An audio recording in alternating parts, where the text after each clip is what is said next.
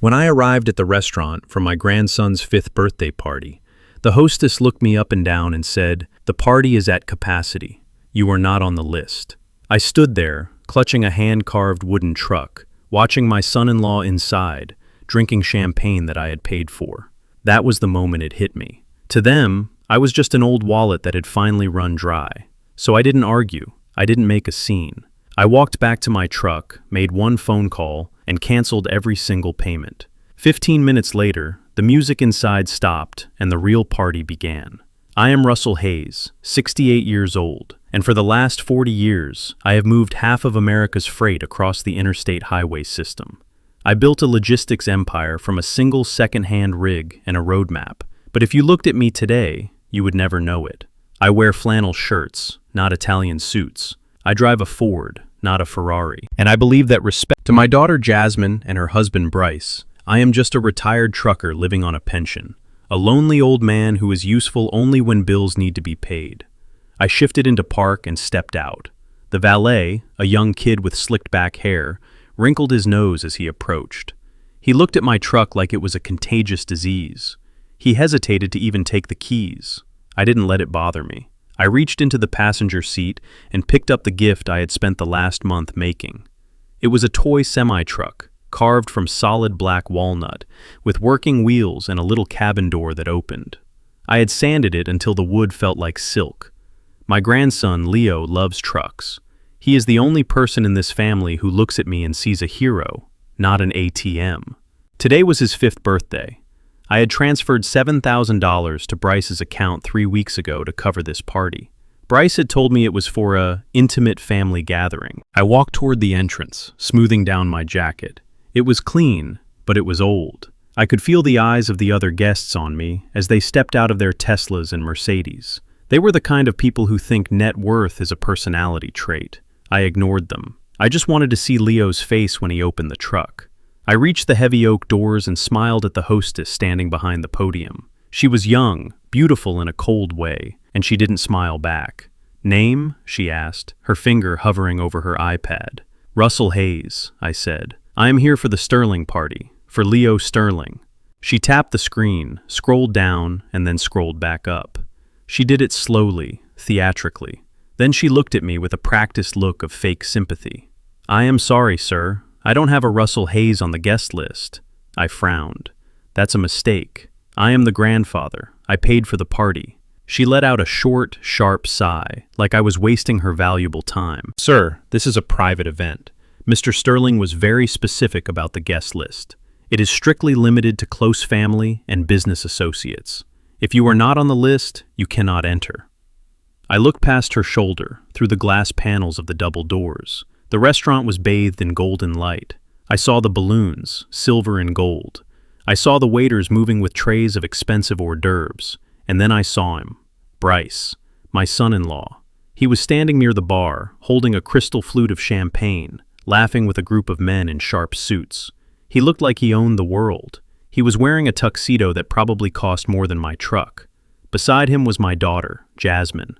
She looked nervous, clutching her purse, her eyes darting around the room. And sitting at a small table in the corner, looking bored and lonely, was Leo. He was staring at the door. He was waiting for me. I tapped on the glass. Bryce turned. His eyes met mine. For a second, I thought he would wave me in. I thought he would run over and tell the hostess there had been a mistake. But he didn't. His smile faded. He looked at me with pure annoyance. Then, he gave a subtle, almost imperceptible shake of his head. He turned his back on me and raised his glass to toast with his friends. The message was clear. I was not a mistake. I was an exclusion. I looked back at the hostess. "Ask him," I said, my voice dropping an octave. "Ask Bryce Sterling." The hostess straightened her spine. "Sir, Mr. Sterling gave us strict instructions. No unlisted guests. Especially not," she paused, looking at my scuffed work boots, "not anyone who doesn't meet the dress code. Please leave, or I will have to call security." My grip tightened on the wooden truck. I could feel the sharp edge of the fender digging into my palm. I wanted to kick that door down. I wanted to march in there and grab Bryce by his expensive lapels and ask him why he felt comfortable taking my money, but not my presence.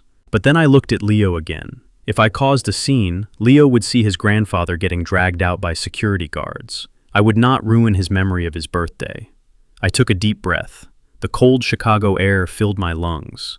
"Okay," I said. "I will leave." The hostess smirked. "Thank you for understanding." I turned around and walked back toward the valet stand.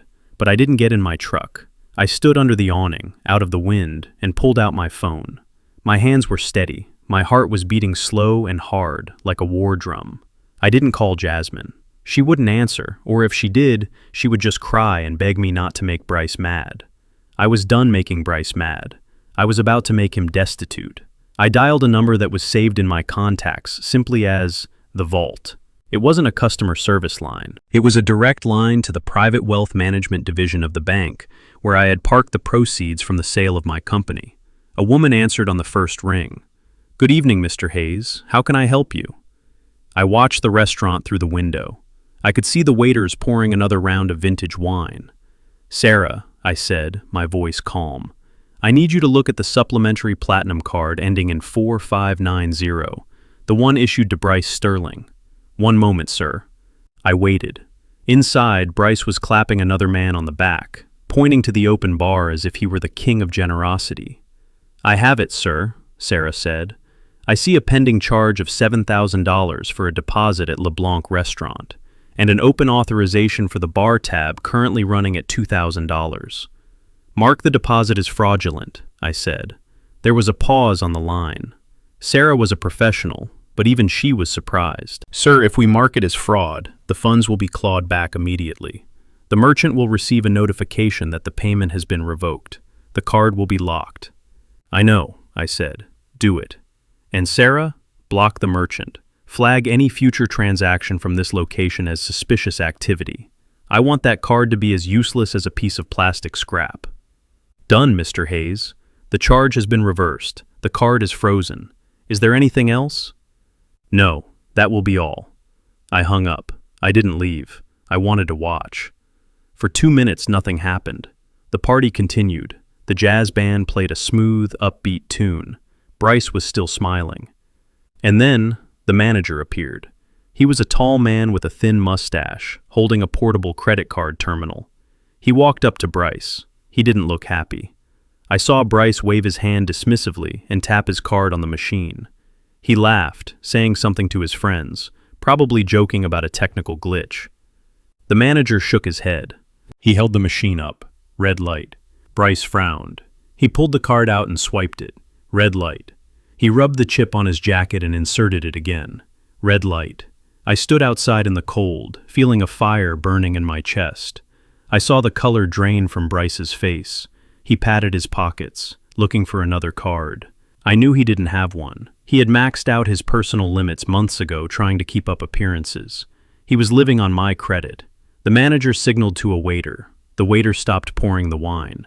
He actually took a bottle back from a guest's table. The jazz band faltered as someone whispered to the piano player. The music stopped. The room went silent.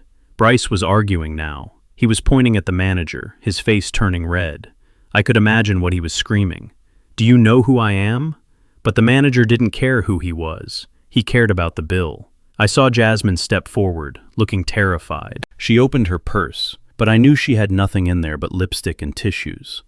Bryce turned on her, his hands flying in the air. The guests started to whisper. The circle of admiration around Bryce broke apart as people took a step back, sensing the disaster. The hostess at the door looked back at the commotion, confused. She looked out the window and saw me. I was still standing there, holding the wooden truck. I raised my hand and gave her a small, polite wave. Inside, the lights in the main dining room dimmed abruptly. The manager was cutting his losses. The party was over. I turned to the valet. "Bring me my truck," I said. The kid ran to get it. He didn't look at me with disgust anymore. He looked at me with fear. He didn't know what I had done, but he knew I was the one who was still standing while the man inside was falling apart. As I drove away, I didn't feel happy. I felt a cold resolve. This was just the warning shot. Bryce thought he had embarrassed me by leaving me off a list. He had no idea that he had just declared war on the only man who was keeping him from drowning, and I was about to pull the plug on the whole ocean. The silence inside LeBlanc was heavy and suffocating. It was the kind of silence that usually precedes a natural disaster or a prison sentencing. I was not there to see it, but I knew exactly what was happening. I had orchestrated it. Inside that gilded cage of high society, the air conditioning seemed to stop working for exactly one person. Bryce Sterling stood by the mahogany bar, his hand trembling as he held out his platinum card for the third time. The restaurant manager, a man whose patience had evaporated the moment the transaction was flagged as fraudulent, stared at him with eyes as cold as the ice in the champagne buckets. "Try it again," Bryce demanded. His voice cracked. It was a high, thin sound that betrayed his desperation. "There is clearly a mistake with your system. That card has a limit higher than your annual salary." The manager did not blink. He did not smile. He simply slid the card back across the polished counter. "The machine is working perfectly, Mr. Sterling. The bank has declined the transaction. The code is specific. It indicates that the cardholder has reported unauthorized activity. The guests, the so-called business partners Bryce was trying to impress, began to shift in their seats. These were men who smelled blood in the water faster than sharks. They exchanged glances. I could imagine the whispers. They were wondering if Bryce was solvent. They were wondering if his talk of hedge funds and capital ventures was just smoke. And they were right. It was all smoke. And I had just opened a window to let the wind blow it all away. Bryce laughed. It was a nervous, hollow sound. "This is ridiculous." He patted his pockets, his movements jerky and uncoordinated. He pulled out his personal wallet. It was a sleek leather piece, monogrammed with initials that he felt gave him importance. He pulled out a debit card. "Try this one." The manager took it. He inserted it. The machine thought for a second. Then, a sharp electronic beep echoed through the room. Declined. Bryce's face went from pale to a deep, blotchy red. He turned to Jasmine. "Give me your card." Jasmine froze. She looked at the guests. She looked at the waiters who had stopped serving. She looked at her husband, who was currently stripping away the last shred of their family's dignity. She opened her clutch. Her hands were shaking so badly she dropped a tube of lipstick. It rolled across the floor, stopping at the shoe of a waiter who didn't move to pick it up. She handed Bryce her card. It was the supplementary card linked to my account, the same account I had just locked. The result was the same. Declined. The atmosphere in the room shifted from awkwardness to open hostility. One of the investors, a man named Mr. Henderson, who Bryce had been bragging about all night, stood up. He placed his napkin on the table. "Bryce," he said, his voice loud enough for the entire room to hear, "perhaps we should reschedule. It seems you have some personal matters to attend to." "No, please, sit down," Bryce pleaded. He grabbed a bottle of wine from the bar, clutching it like a lifeline. "We are just sorting out a technical glitch." "We are leaving," Henderson said. He signaled to the other men. They all stood up. It was a mass exodus. They didn't look at Bryce. They looked through him. They were already erasing him from their contact lists. The manager stepped forward, blocking Bryce's path. "Mr. Sterling, the outstanding bill is $7,400. Plus gratuity. We cannot let you leave the premises until this is settled. If you cannot pay, we will be forced to involve the authorities. Theft of services is a serious offense." Bryce looked around the room. The party was gone. The balloons looked sad and deflated. The food was getting cold. Leo was sitting in the corner, swinging his legs, oblivious to the fact that his father's reputation was burning to the ground. Bryce had no choice. He had to bleed. He opened his wallet and dumped everything onto the bar. Cash, a few $100s. He made Jasmine empty her purse, another 50. It wasn't enough. "I need to make a call," Bryce hissed. He stepped away, pulling out his phone. He dialed my number. I watched the screen of my phone light up on the passenger seat of my truck as I drove home. I let it ring. I imagined him listening to my voicemail, his rage building with every beep. He hung up. He dialed again. I let it ring again. Back in the restaurant, Bryce was forced to do the one thing he hated more than anything in the world. He had to beg. He had to write a promissory note, leaving his vintage Rolex watch as collateral. The watch was a fake, a high-quality replica he had bought in Chinatown. But the manager didn't know that yet. Bryce signed the paper, grabbed Jasmine by the arm, and dragged her and Leo out the back door. He couldn't face the front entrance. He couldn't risk seeing me, or anyone else who might witness his shame. The drive back to my house must have been a nightmare. I was sitting in my living room, the only light coming from the fireplace, when I heard his car screech into the driveway. It wasn't a park. It was an assault on the pavement. I didn't move. I stayed in my leather armchair, the one with the cracked armrest that molded perfectly to my back. On the coffee table in front of me sat my cleaning kit, oil, rags, and my 12-gauge Remington shotgun. I had disassembled the barrel and was slowly, methodically wiping down the firing pin. The smell of gun oil and old wood filled the room. It was a scent that calmed me. It reminded me of hunting trips in Georgia, long before I had money, when survival was about patience and precision. The front door didn't open. It exploded inward. Bryce didn't use a key. He kicked it. The wood splintered around the lock. He stormed in, bringing the cold wind with him. Jasmine trailed behind him, holding a sleeping Leo, her face streaked with mascara tears. She took one look at me and ran upstairs to Leo's room, closing the door. She knew what was coming. She was smart enough to get out of the line of fire. Bryce marched into the living room. He looked disheveled. His tie was undone. His hair was a mess. He looked like a man who had lost a fight with a tornado. "You senile old fool," Bryce screamed. His voice shook the walls. "Do you have any idea what you just did? Do you have any concept of the damage you just caused?" I didn't look up.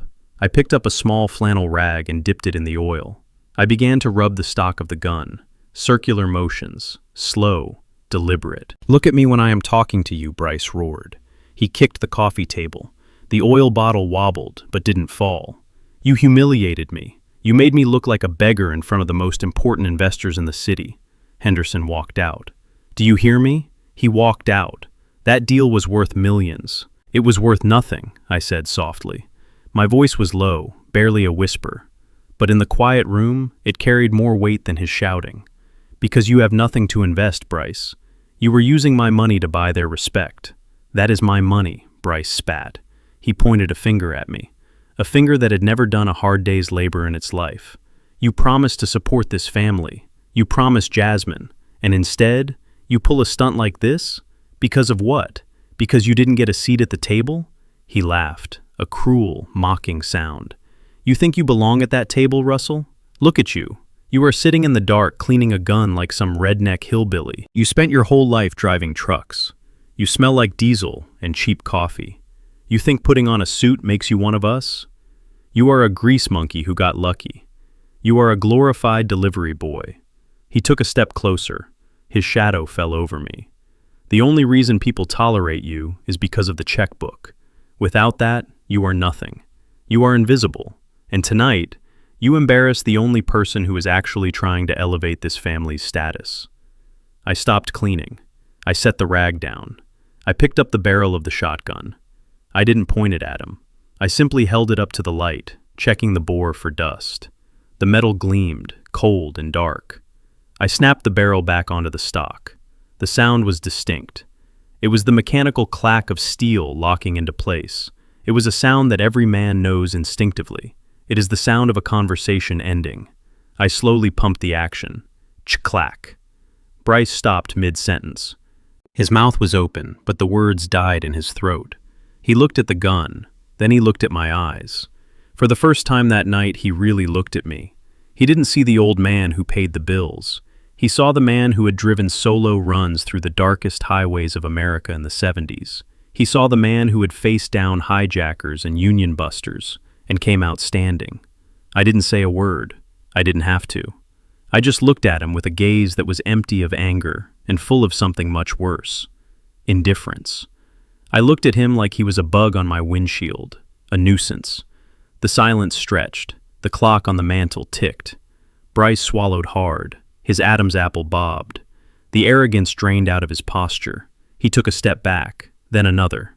He realized that in this room, in this house, his suits and his words meant absolutely nothing. He was standing on my territory, and he had just realized that the old lion he thought was toothless still had claws. "Get out of my light, Bryce," I said. He didn't argue. He didn't threaten. He turned around and walked out of the room, his footsteps much quieter than when he entered. He went upstairs to the guest room. I heard the door lock click. I went back to cleaning my gun. I wasn't done yet. The barrel was clean, but the house was still dirty, and I was going to need more than a rag to clean up the mess Bryce had made. This was just the beginning. I picked up the phone again. It was time to initiate phase 2. I dialed the number of a private investigator I hadn't spoken to in 10 years. The night was young, and I had a lot of work to do. The next morning, the sky over Chicago was a flat, bruised gray, matching the feeling in the pit of my stomach. I did not sleep well. The image of Bryce's face, twisted with entitlement, kept replaying in my mind. But more than that, I saw Leo sitting alone in the corner of that restaurant. I needed to see him. I needed to know that my grandson did not think I had abandoned him. I drove my truck to St. Jude's Academy, the private elementary school where I paid $25,000 a year for Leo's tuition. I arrived just as the morning bell was ringing. I parked in the visitor lot, grabbed the wooden truck from the passenger seat, and walked to the front office. The receptionist was a woman named Mrs. Higgins. We had spoken many times. I was the one who picked Leo up every Tuesday and Thursday, while Jasmine was at yoga and Bryce was pretending to work. She usually greeted me with a smile and a comment about the weather. Today she did not smile. She looked down at her desk, shuffling papers that did not need shuffling. "Good morning, Mrs. Higgins," I said. "I'm just here to drop off a birthday gift for Leo. I missed giving it to him yesterday." She finally looked up. Her eyes were sympathetic, but her jaw was set tight. "Mr. Hayes, I cannot let you do that." I frowned. "It is just a toy truck. You can check it. It is made of wood. It is not about the toy," she said softly. She lowered her voice, leaning over the counter. "Mr. Sterling called the principal first thing this morning. He updated the custodial list. You have been removed, Mr. Hayes. You are not authorized to pick up Leo, visit him, or leave items for him. If you do not leave the premises, we are instructed to call the police." The words hit me harder than any physical blow could have. Removed, just like that. I was the one who wrote the check for the new gymnasium. I was the one who volunteered to fix the playground equipment when the contractor quoted them triple the price. But legal paperwork does not care about generosity. It cares about signatures, and Bryce, as the father, had the signature. I looked at the closed door leading to the classrooms. Leo was just 50 feet away. I could probably hear his laugh if I listened hard enough. But he might as well have been on the moon. Bryce knew exactly where to hit me. He knew he could not hurt me with insults, so he was using the one thing I loved more than life itself as a weapon. He was holding my grandson hostage to force me to open the bank vault. "I understand," I said to Mrs. Higgins. My voice was steady, though my hands wanted to tear the counter off the wall. "I will not cause trouble here." I turned and walked out. The wooden truck felt heavy in my hand, like a brick. I sat in my truck for a long time, staring at the school gate. I did not cry. Crying is for men who have run out of options. I had not run out of options. I was just changing the rules of engagement. I was halfway home when my phone rang. The screen flashed, "Jasmine." I pulled over to the side of the road, near an old industrial park that smelled of rust and wet concrete. I took a deep breath before I answered. "Hello, Jasmine." "Daddy." Her voice was small, trembling. It sounded like she was hiding in a closet. "Why did you have to do that? Why did you have to humiliate him?" I gripped the steering wheel. "I did not humiliate him, Jasmine. He humiliated himself. He tried to spend money that wasn't his. He is under so much pressure," she sobbed. "You don't understand the stress he is under with this new venture. He loves us, Daddy. He just wanted everything to be perfect for Leo. And you ruined it. You made him look like a failure in front of the people who could change our lives." I listened to her, and my heart broke. Not because she was angry, but because she wasn't speaking her own words. She was reciting a script. I could hear Bryce's voice in hers. This is what manipulators do. They don't just control your finances, they colonize your mind. They rewrite your reality until you apologize for being hit. "Jasmine, listen to me," I said, trying to keep my voice gentle. "He is lying to you. There is no venture. There are no investors. He is draining us dry." "No!" she screamed, and the sound distorted the speaker. "Stop it. Stop trying to tear us apart. He told me you would say that. He told me you were jealous because he is educated and you were just old-fashioned." "Is that what he said?" I asked. "He says he can fix this," she continued, her voice dropping to a frantic whisper. He says if you just apologize and unlock the credit cards, he can explain it to the investors as a bank error. Please, Daddy. For me. For Leo. He is so angry. He has been breaking things all morning. I am scared, Daddy. Just give him what he wants. That last sentence was the key. I am scared. She wasn't asking for money because she was greedy. She was asking because she was terrified of what he would do if the money didn't come. Bryce was a coward, and cowards get violent when they get cornered. I cannot do that, baby girl, I said. If I give him the money, I am paying him to abuse you. I am funding his tyranny. I cannot do that. Then don't call us, she said. The line went dead. I sat there in the silence of the cab. The severance was complete. He had taken my money, my pride, and now my daughter. He thought he had won. He thought that by cutting me off, he would starve me of affection until I surrendered. But Bryce made a critical error in judgment. He thought I was a sentimental old man. He forgot that before I was a grandfather, I was a businessman. And in business, when someone steals from you, you don't beg, you audit. I started the engine and turned the truck around. I wasn't going home. I was going to the one place where emotions didn't exist, only numbers. I drove downtown, past the gleaming skyscrapers, to a small, nondescript office building on the edge of the financial district. This was the office of Elias Thorne. Elias was my former CFO. He had retired 5 years ago, but he kept a small office to handle private accounts for a select few clients. Elias was a man who could look at a spreadsheet and tell you what someone had for dinner 3 years ago. He was the best forensic accountant in the Midwest. I walked in. Elias was sitting behind a desk piled high with files. He looked up, pushing his thick glasses up his nose. "Russell," he said, "you look like you are ready to kill someone."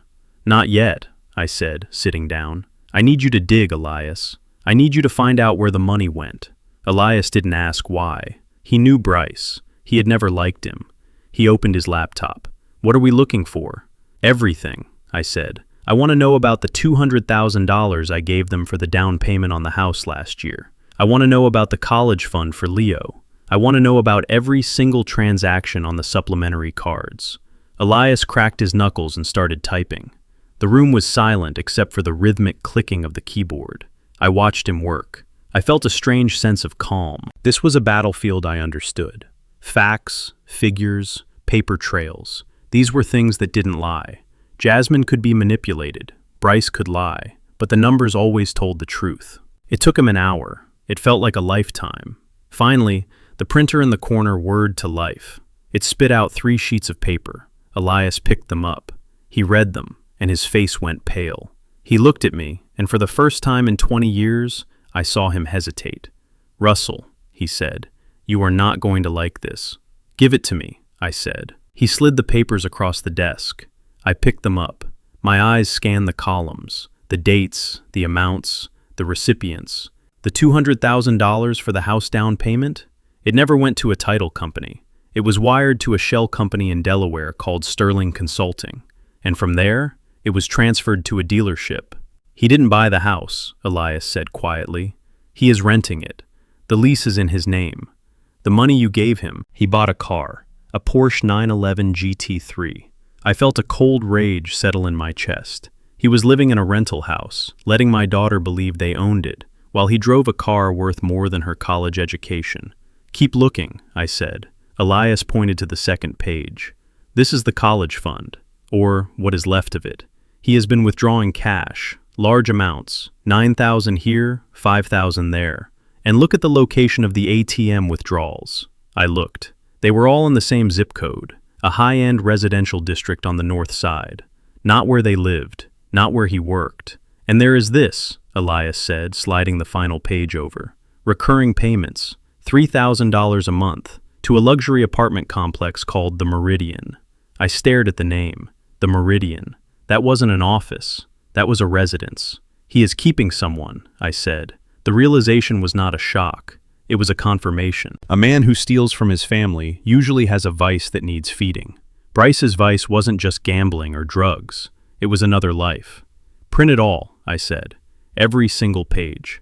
Elias hit the print button. The machine began to churn out the evidence of my son-in-law's betrayal. Hundreds of pages. Each one a nail in his coffin. I stood up. I took the stack of papers. They were warm from the printer. I felt their weight. This was no longer a family dispute. This was a criminal investigation. I had the weapon I needed. Now, I just needed to verify the target. I thanked Elias and walked out into the cold afternoon. The gray sky didn't look depressing anymore. It looked like the color of steel. I got into my truck and looked at the address of the Meridian Apartments. It was time to meet the other beneficiary of my hard-earned money. Bryce wanted to play games with lists. He wanted to keep me off the guest list? Fine. I was about to add myself to a list he never expected me to be on. The list of people who knew his dirty little secret. And unlike the restaurant, I wouldn't need a reservation for where I was going next. The rain in Chicago does not wash things clean. It just makes the grime slicker. I sat in my truck across the street from the Meridian, a glass tower that pierced the gray skyline like a shard of ice. My windshield wipers slapped back and forth, keeping time with the slow, burning anger in my chest. Elias gave me the address, but I needed to see it with my own eyes. I needed to see where my money was going. It wasn't going into a college savings plan. It wasn't going into a mortgage. It was going right through the revolving doors of this luxury high-rise. I didn't have to wait long. At 2 in the afternoon, the garage gate opened. A silver Porsche 911 GT3 slid out onto the wet pavement. It was a beautiful machine, the kind of car that screams success. I knew exactly how much it cost because I had seen the wire transfer for the down payment. It was my money on those wheels. But Bryce wasn't driving. A woman was behind the wheel. She was young, maybe 25, with blonde hair that fell over a designer leather jacket. She looked nothing like my daughter. Jasmine has worry lines around her eyes and wears sensible shoes because she is always running after Leo. This woman looked like she had never run for anything in her life. She looked expensive. I put my truck in gear and followed her. I kept a safe distance. I have driven over 2 million miles in my life. I know how to tail a vehicle without being seen. She drove to a high-end organic grocery store, the kind where a bag of apples costs more than a tank of gas. I parked 2 rows back and watched. She stepped out of the car, careless with the door, not worrying about scratches. She walked with a bounce in her step. Why wouldn't she bounce? She was living a life subsidized by a man she probably thought was a genius investor. She didn't know she was actually being funded by a retired truck driver who was currently clutching his steering wheel hard enough to turn his knuckles white. I watched her come out 20 minutes later. She wasn't carrying diapers or bulk rice or discount laundry detergent like Jasmine. She was carrying 2 small bags of gourmet food and a bottle of wine. She laughed at something on her phone as she loaded the bags into the front trunk of the Porsche. That car represented Leo's future. It represented the security I had promised my wife Etta on her deathbed. Etta had made me swear to look after Jasmine, and here I was, watching a stranger drive away with my promise wrapped in German engineering. I didn't confront her, not yet. A general does not attack the infantry when he is hunting the commander. I needed to know the full extent of the battlefield. I waited until she drove back to the apartment complex. I watched her valet the car. I watched her disappear into the lobby. I wrote down the time.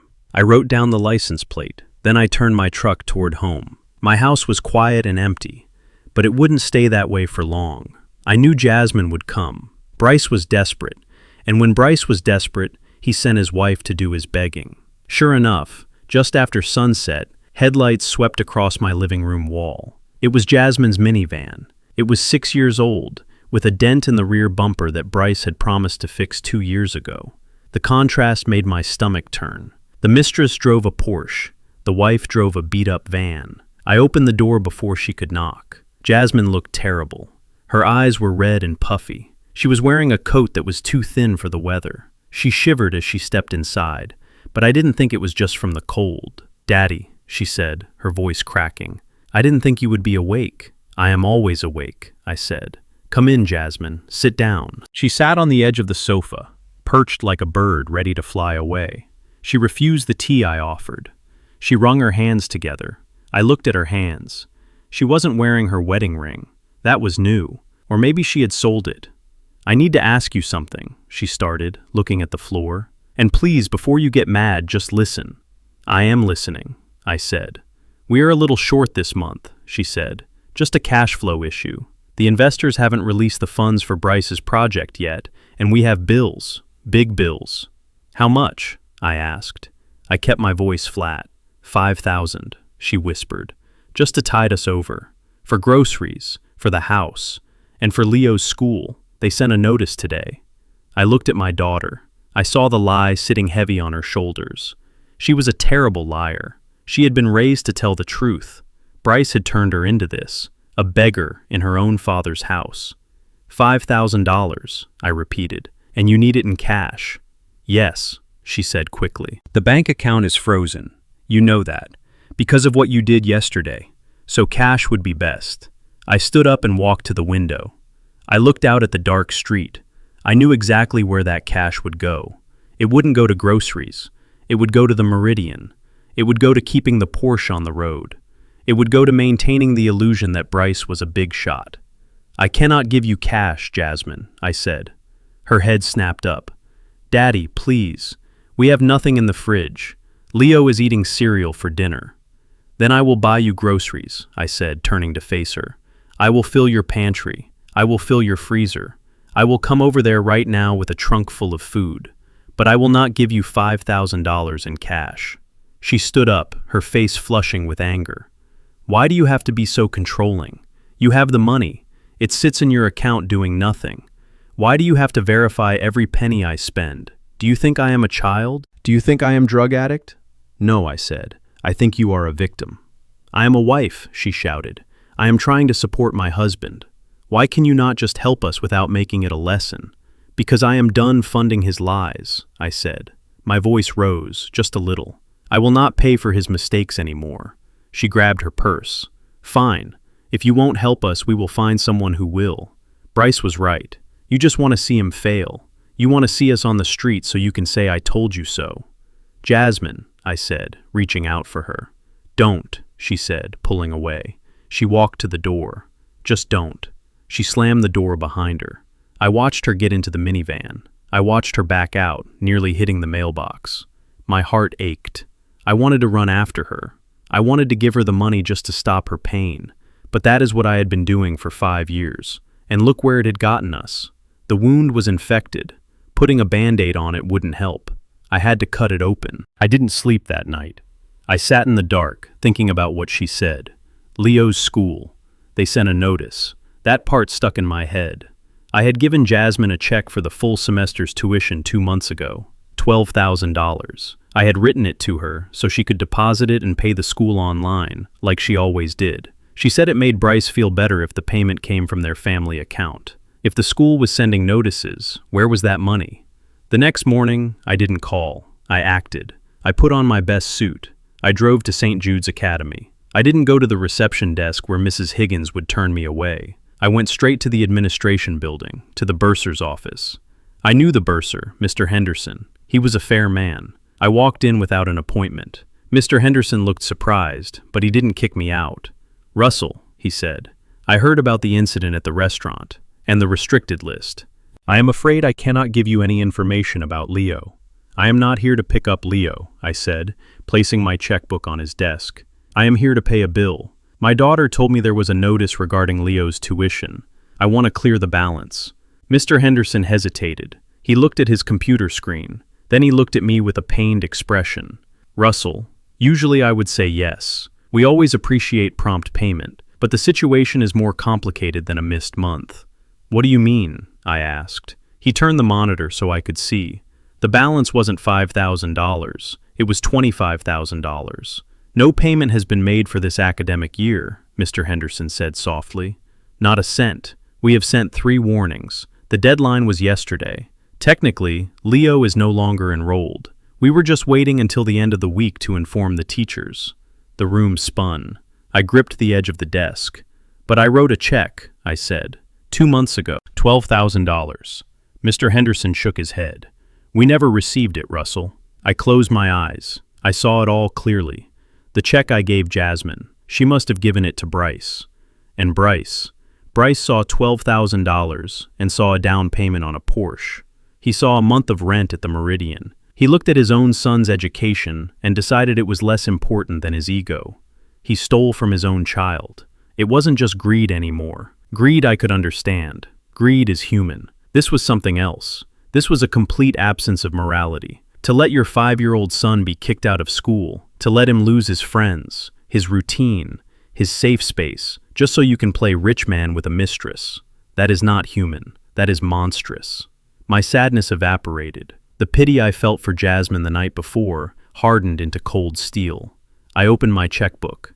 My hand was steady. I wrote a check for $25,000. I ripped it out and placed it on the desk. "Clear the balance," I said. "And Mr. Henderson, prepay for next year too." I wrote another check. Mr. Henderson looked at me. "Russell, are you sure? If the parents have lost custody of the financial responsibility—" "Take the money," I said. "Keep Leo in class. Do not tell them I paid it. Just tell them the account is settled." I walked out of the office. The sun was shining, but I didn't feel any warmth. I felt cold, deadly cold. Bryce Sterling had crossed the final line. He had targeted the innocent. He had endangered my grandson. I walked to my truck. I didn't go home. I took out my phone and called my doctor. "Dr. Evans," I said when he answered. "Russell, is everything okay?" "No," I said. "I need a favor, a big one. I need you to admit me to the hospital." "What? Why? You are healthy as a horse." "I know," I said, "but Bryce doesn't know that. I need to look weak, Doc. I need to look like I am dying, because I need him to come to me. I need him to feel safe enough to try and take the rest of it." There was a silence on the line. "Russell, what are you planning?" "I am planning a funeral," I said, "but not mine." I hung up.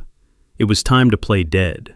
It was time to let the vulture come for the carcass, only to find out the trap was already set. The antiseptic smell of the hospital room was sharp enough to burn the inside of my nose. It was the smell of sickness and endings. To most people, this room would be a nightmare. To me, it was a stage. I was lying in a bed with railings pulled up, hooked to a monitor that beeped with a steady, rhythmic pulse. Dr. Evans had done his job perfectly. He had admitted me under a diagnosis of acute cardiac distress brought on by hypertension.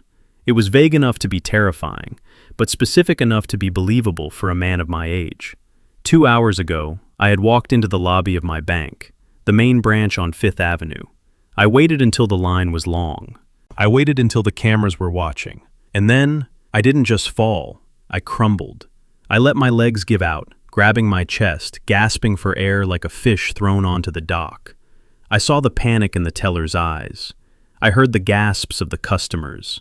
It was the greatest performance of my life. I wasn't acting for them, though. I was acting for the audience of one who would hear about it later. By the time the paramedics arrived, my blood pressure was actually high, purely from the adrenaline of the deception. Now, I lay still.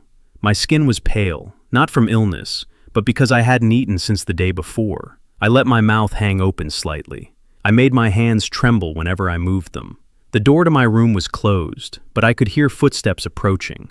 Fast, heavy footsteps. The click of hard-soled shoes on linoleum. The door swung open. Bryce didn't knock. Vultures do not knock when they spot a carcass. He rushed in, his face a mask of practiced concern. He was wearing a navy suit, impeccable as always, but his tie was slightly askew, a calculated detail to show he had rushed here. Jasmine was right behind him, her face streaked with fresh tears. "Dad," she cried, rushing to my bedside. She grabbed my hand. Her grip was desperate. "Oh my God, Dad, the bank called us. They said you collapsed." I looked at her, letting my eyes struggle to focus. "I am okay, baby girl," I whispered. My voice was raspy. I needed water, but I didn't ask for it. The weaker I sounded, the better. Just a little tired.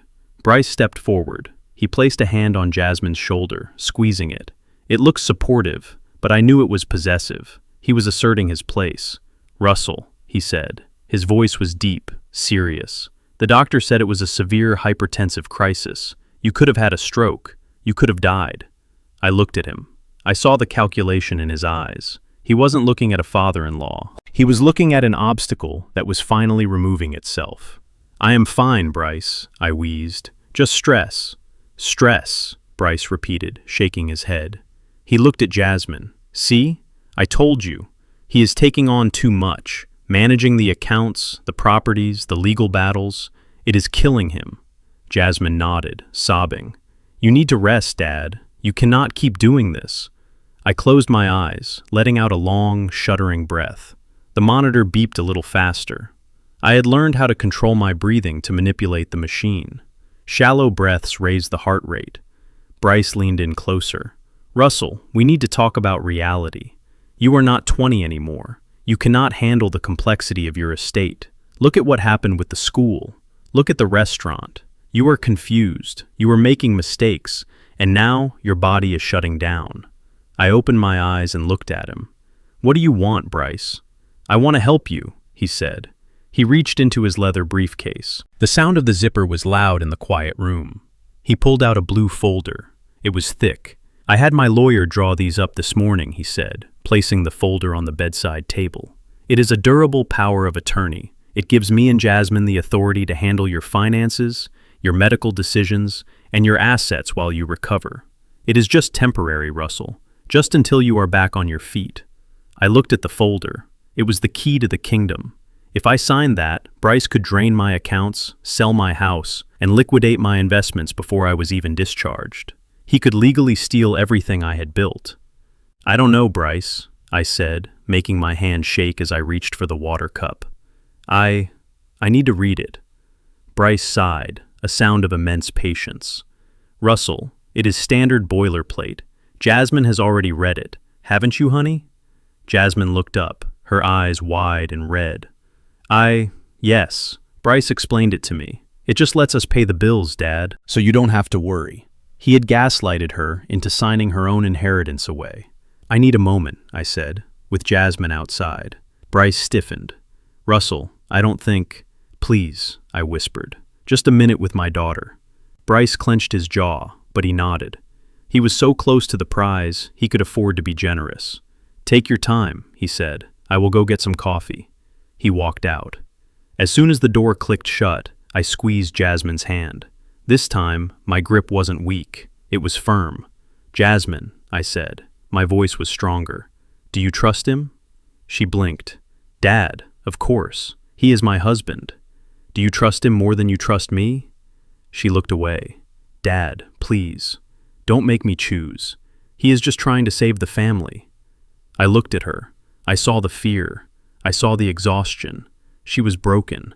If I told her the truth now, she wouldn't believe me. She would tell Bryce, and the trap would fail. I had to protect her by lying to her. "Okay," I said, letting go of her hand. "Okay, send him back in." She kissed my forehead. "I love you, Dad." "I love you too, baby girl. Now go." She left. A minute later, Bryce returned. He looked energized. He probably thought I had said my goodbyes. He walked to the bed, opened the folder, and uncapped a heavy, expensive fountain pen. "Are we ready?" he asked. I nodded slowly. "I cannot read the fine print, Bryce. My eyes are blurry." "Don't worry," he said, flipping to the last page. "I summarized it for you. You just need to sign here." And here, he pointed to the signature lines. The papers were clipped together at the top. "I need to sit up," I said. "Here, let me help." He adjusted the bed, raising the back. I reached for the folder. My hands were shaking violently. I dropped the pen. It clattered onto the floor, rolling under the bed. "Oh, for God's sake," Bryce muttered. He bent down to retrieve it. That was the moment. The sleight of hand. In the trucking world, you play a lot of cards while waiting for loads. You learn how to move things without people seeing. You learn misdirection. While Bryce was bent over, searching for the pen in the shadows of the hospital bed, my left hand moved like a striking cobra. I had a document hidden under my back, beneath the thin hospital sheet. It wasn't a power of attorney. It was a document Elias and I had drafted. It was a confession of judgment and personal guarantee. It stated that the signer acknowledged full personal liability for all debts incurred on the Hayes accounts, admitted to unauthorized use of funds, and agreed to immediate repayment of $200,000, using his personal assets as collateral. I slid the power of attorney signature page out from the clip.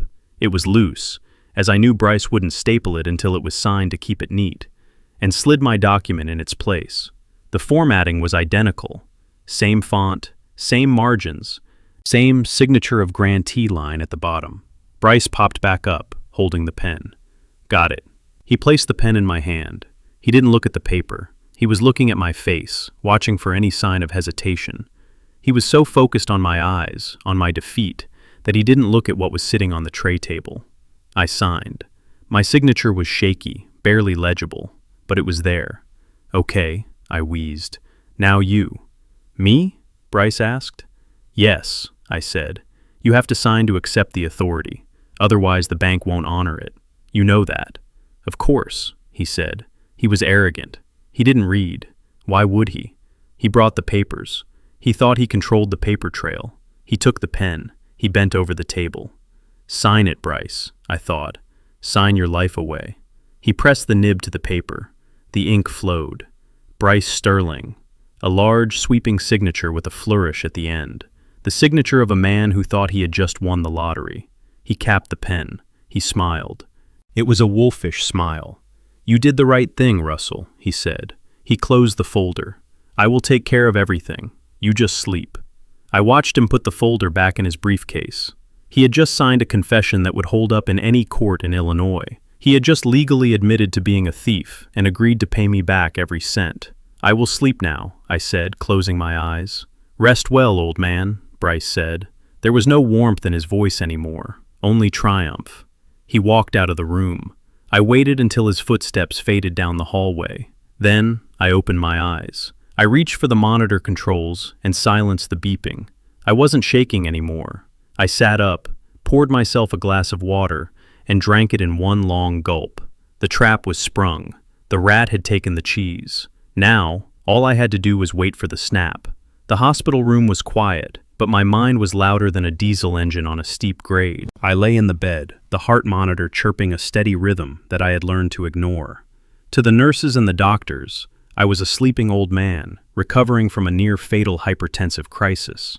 To the rest of the world, I was Russell Hayes, a retired trucker who had finally succumbed to the weight of his age. But underneath the thin hospital blanket, holding a tablet with the screen brightness turned down low, I was a hunter watching his prey step directly into the crosshairs. Bryce Sterling did not go home to comfort his weeping wife after leaving my bedside. He did not go to pick up his son from school. He went straight to the celebration he felt he finally deserved. I watched the GPS dot of the Porsche moved across the map of Chicago. It stopped at the Meridian. It stayed there for an hour. Then it moved to a high-end shopping district on Michigan Avenue. I received a notification on my secure banking app. It was not a withdrawal, because I had frozen the cards, but it was an attempt, a decline at a Cartier boutique. Bryce was trying to buy a diamond tennis bracelet.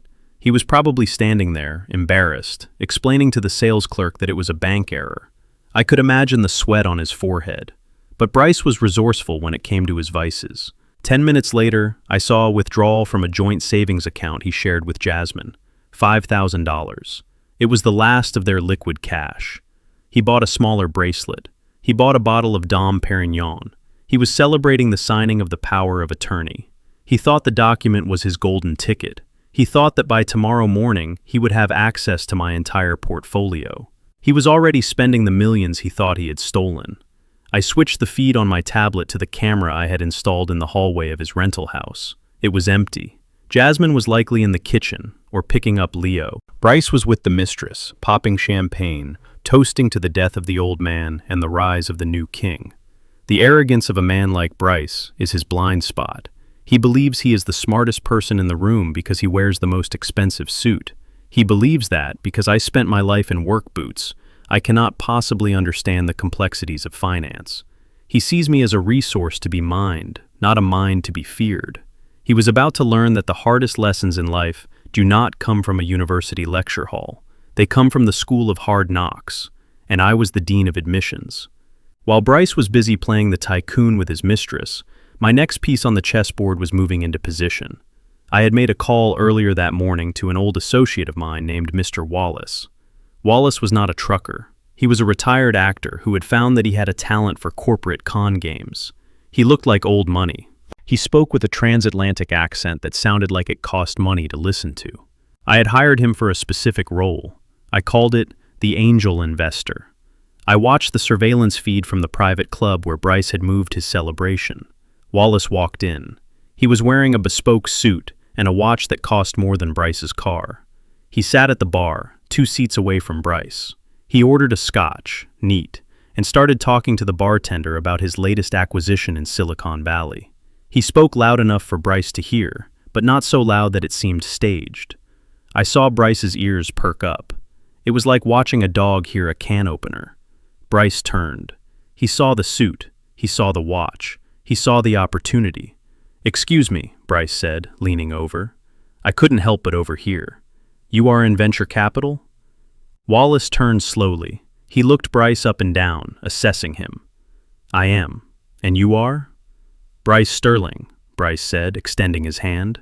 "I manage a private equity fund. Sterling Ventures." I almost laughed out loud in my hospital bed. Sterling Ventures was a checking account with $12 in it. Wallace smiled. A shark recognizing another shark. Or rather, a shark recognizing a seal dressed as a shark. "Pleasure. I am Charles. I am actually looking for local partners for a high-yield project. Artificial intelligence infrastructure. The returns are projected at 300% in the first quarter. But I prefer to keep the circle small." Bryce's eyes widened. This was the language he spoke. Fast money, high returns, exclusive circles. He didn't ask for a business plan. He didn't ask for due diligence. He just heard 300%. "Tell me more," Bryce said. Wallace lowered his voice. "It is a buy-in situation, Mr. Sterling. The window closes on Friday. I need liquidity to secure the server farms. $2 million is the entry point. But for a local partner, someone who knows the Chicago landscape, I might be able to squeeze you in for $500,000. 500,000. That was the magic number. It was enough to be significant, but low enough that Bryce would think he could scrape it together from my accounts. "I can do that," Bryce said without hesitation. "I can have the funds by tomorrow." Wallace nodded. "Excellent. But I need a good faith deposit today, cash or assets, just to show you are serious. The board is very strict." Bryce hesitated. He knew his cards were frozen. He knew the power of attorney wouldn't be processed by the bank until the next business day. He needed a bridge. "I have assets," Bryce said, "tangible assets." Wallace checked his watch. "I have a flight to Zurich tonight. Meet me at the lounge in the Drake Hotel at 8. Bring the deposit. If you are serious, we will make you a very rich man, Mr. Sterling." Wallace stood up, finished his drink, and walked out. Bryce sat there, staring at his empty champagne glass. He looked manic. He looked like an addict who had just been promised the ultimate high. He pulled out his phone. He didn't call the bank. He called home. I switched the camera feed back to Jasmine's house. I saw her walking through the living room, holding a laundry basket. She looked exhausted. The phone rang. She answered it. "Hello? Get the safe open," Bryce screamed. I could hear his voice through the camera's microphone. "Get the black velvet box, the one with your mother's necklace." Jasmine stopped. She dropped the laundry basket. "Bryce, no. That is the only thing I have left of hers. You promised you would never touch it." "Do not argue with me," Bryce roared. "This is business. This is the deal of a lifetime. I need collateral. I will get it back tomorrow, I swear. Just have it ready. I am coming home." He hung up. Jasmine stood in the middle of the room, shaking. She sank to her knees and buried her face in her hands. I felt a surge of rage so powerful, I thought I would rip the IV out of my arm. That necklace was a gift I gave Etta on our 25th anniversary. It was sapphires and diamonds. It was worth $40,000, but to Jasmine, it was priceless. It was the memory of her mother, and Bryce was going to trade it for a lie. I couldn't jump out of bed and stop him. If I did, the whole plan would collapse. Bryce would know I was faking. He would know I was watching. I had to stay dead, but I could still send a ghost to protect her. I picked up my phone. I texted Jasmine. I knew she had her phone in her hand. "Baby girl, listen to me." I saw her look at the phone on the screen. She wiped her eyes. She read the message. "Do not fight him," I typed. "He is dangerous right now, but do not give him the necklace." She started typing back. "Dad, he is coming. He is going to hurt me if I don't give it to him. Go to the safe," I texted. "Lift the false bottom under the velvet lining. There is a blue box there. Inside is a replica. I had it made years ago for insurance purposes. It looks exactly the same. The real one is in my safety deposit box at the bank. I took it months ago when I saw him looking at it." I watched her on the screen. She stared at the phone. Then she ran to the wall safe, hidden behind the painting in the study. She spun the dial. She opened it. She lifted the lining. She found the blue box. She opened it. The necklace inside glittered under the room light. It was high-quality cubic zirconia and synthetic sapphires. To a layman, it looked real. To a pawnbroker, it would look real enough for a loan. But to a gemologist, it was glass. She quickly put the blue box on the desk and hid the black velvet box deep in the back of the safe. She closed it just as I heard the front door slam. Bryce stormed in. He was sweating. His eyes were wild. "Where is it?" he demanded. Jasmine stood by the desk. She was trembling, but she held her ground. She pointed to the box. Bryce lunged for it. He opened it. He looked at the necklace. He didn't look at Jasmine. He didn't see her tears. He only saw the $500,000 buy-in. "I told you I would take care of us," he said, snapping the box shut. "This is just a loan, Jasmine. I will buy you 10 of these next week." He didn't wait for her answer. He turned and ran out the door. I watched Jasmine collapse into the chair. She was sobbing, but she was safe, and the necklace was safe. I lay back in my hospital bed. I let out a long breath. Bryce was running to meet Wallace with a fake necklace to invest in a fake company using a fake reputation. He was digging his grave with both hands, and he was shoveling fast. The trap was set. The bait was taken. Now, all I had to do was wait for the steel jaws to snap shut.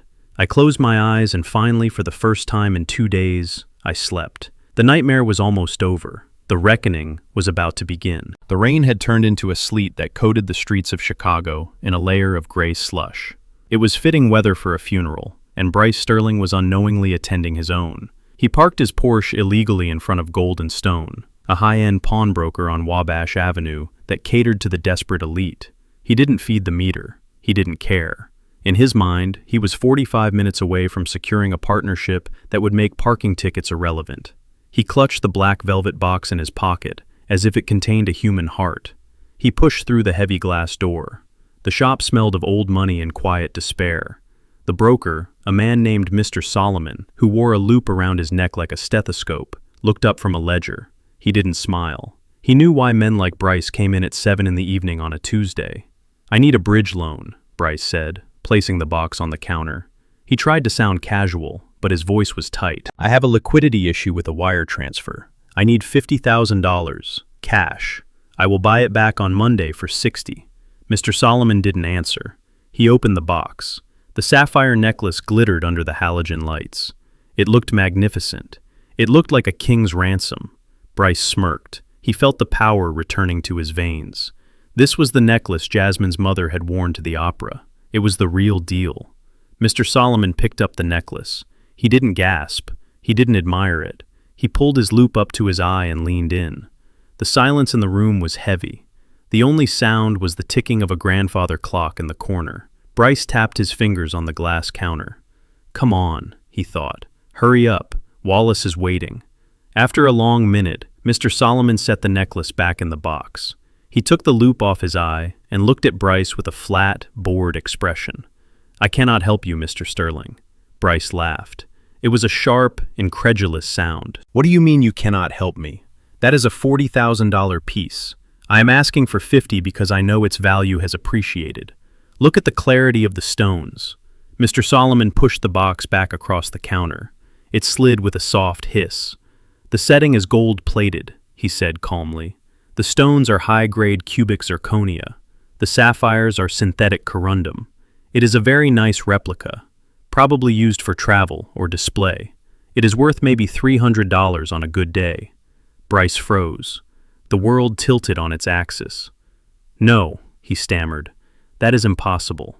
That is my mother-in-law's necklace. It is an heirloom." "It is a prop," Mr. Solomon said, turning back to his ledger. "Now please take your costume jewelry and leave. I have work to do." Bryce stood there. His mouth opened and closed. He looked at the necklace. It still glittered, but now the shine looked cheap. It looked mocking. And then the realization hit him like a freight train. Jasmine. She hadn't just handed it over. She had gone into the safe. She had access. She must have switched it. A dark, twisting rage exploded in his chest. It wasn't the embarrassment of the rejection that burned him. It was the betrayal. His wife, the woman who was supposed to be his silent partner, his doormat, had outsmarted him. She had sabotaged the deal. She had ruined him. He grabbed the box and stormed out of the shop. He kicked the door open, ignoring the alarm that chirped. He got into his car, his hands shaking so hard he could barely put the key in the ignition. He screamed. He screamed until his throat was raw, pounding the steering wheel until the leather cracked. "She thinks she can play games," he hissed to the empty car. "She thinks she can hide things from me." He drove home like a maniac, running red lights, cutting off taxis. The deal with Wallace was dead. He didn't have the money. He didn't have the reputation. All he had was a fake necklace and a wife who needed to be taught a lesson in obedience. When he pulled into the driveway of the rental house, he didn't even turn off the engine. He left the car running, the headlights cutting through the darkness like searchlights. He ran to the front door and threw it open. "Jasmine!" he roared. Jasmine was in the living room, folding laundry. She looked up, terror instantly flooding her face. She saw the box in his hand. She knew. "You lying witch!" Bryce screamed. He threw the box at her. It hit the wall behind her head, spilling the fake diamonds onto the floor. "You switched it. You gave me glass." "Bryce, please," Jasmine cried, backing away.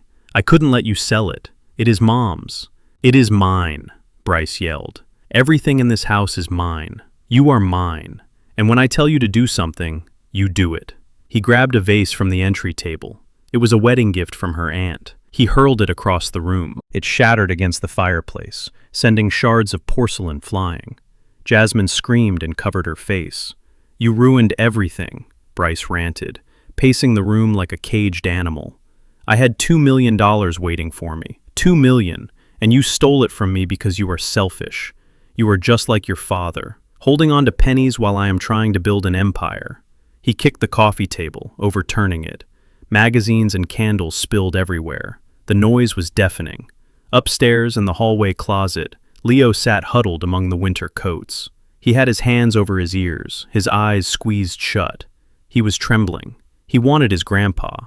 He wanted the man who smelled like sawdust and peppermint, not this monster who sounded like thunder. "Where is the real one?" Bryce demanded, advancing on Jasmine. "Where did you hide it?" "I don't have it," Jasmine sobbed, cornered against the bookshelf. "Dad took it. He took it months ago." Bryce stopped, his face twisted into a mask of pure hatred. Russell, of course. The old man was dead in a hospital bed, and he was still pulling the strings. "He is going to pay for this," Bryce spat. "I am going to the hospital right now. I am going to wake him up, and I am going to make him sign over the deed to the house. I don't care if his heart stops. I am taking what is owed to me." He raised his hand. Jasmine flinched, closing her eyes, expecting the blow. But the blow never came. Instead, a voice cut through the chaos. It wasn't a shout, it was a command. It was deep, resonant, and colder than the bottom of Lake Michigan. "Touch her, and you will never use that hand again." Bryce spun around. Jasmine opened her eyes. Standing in the open doorway was not a dying man. It was not a patient in a hospital gown. It was Russell Hayes. But it wasn't the Russell they had seen yesterday.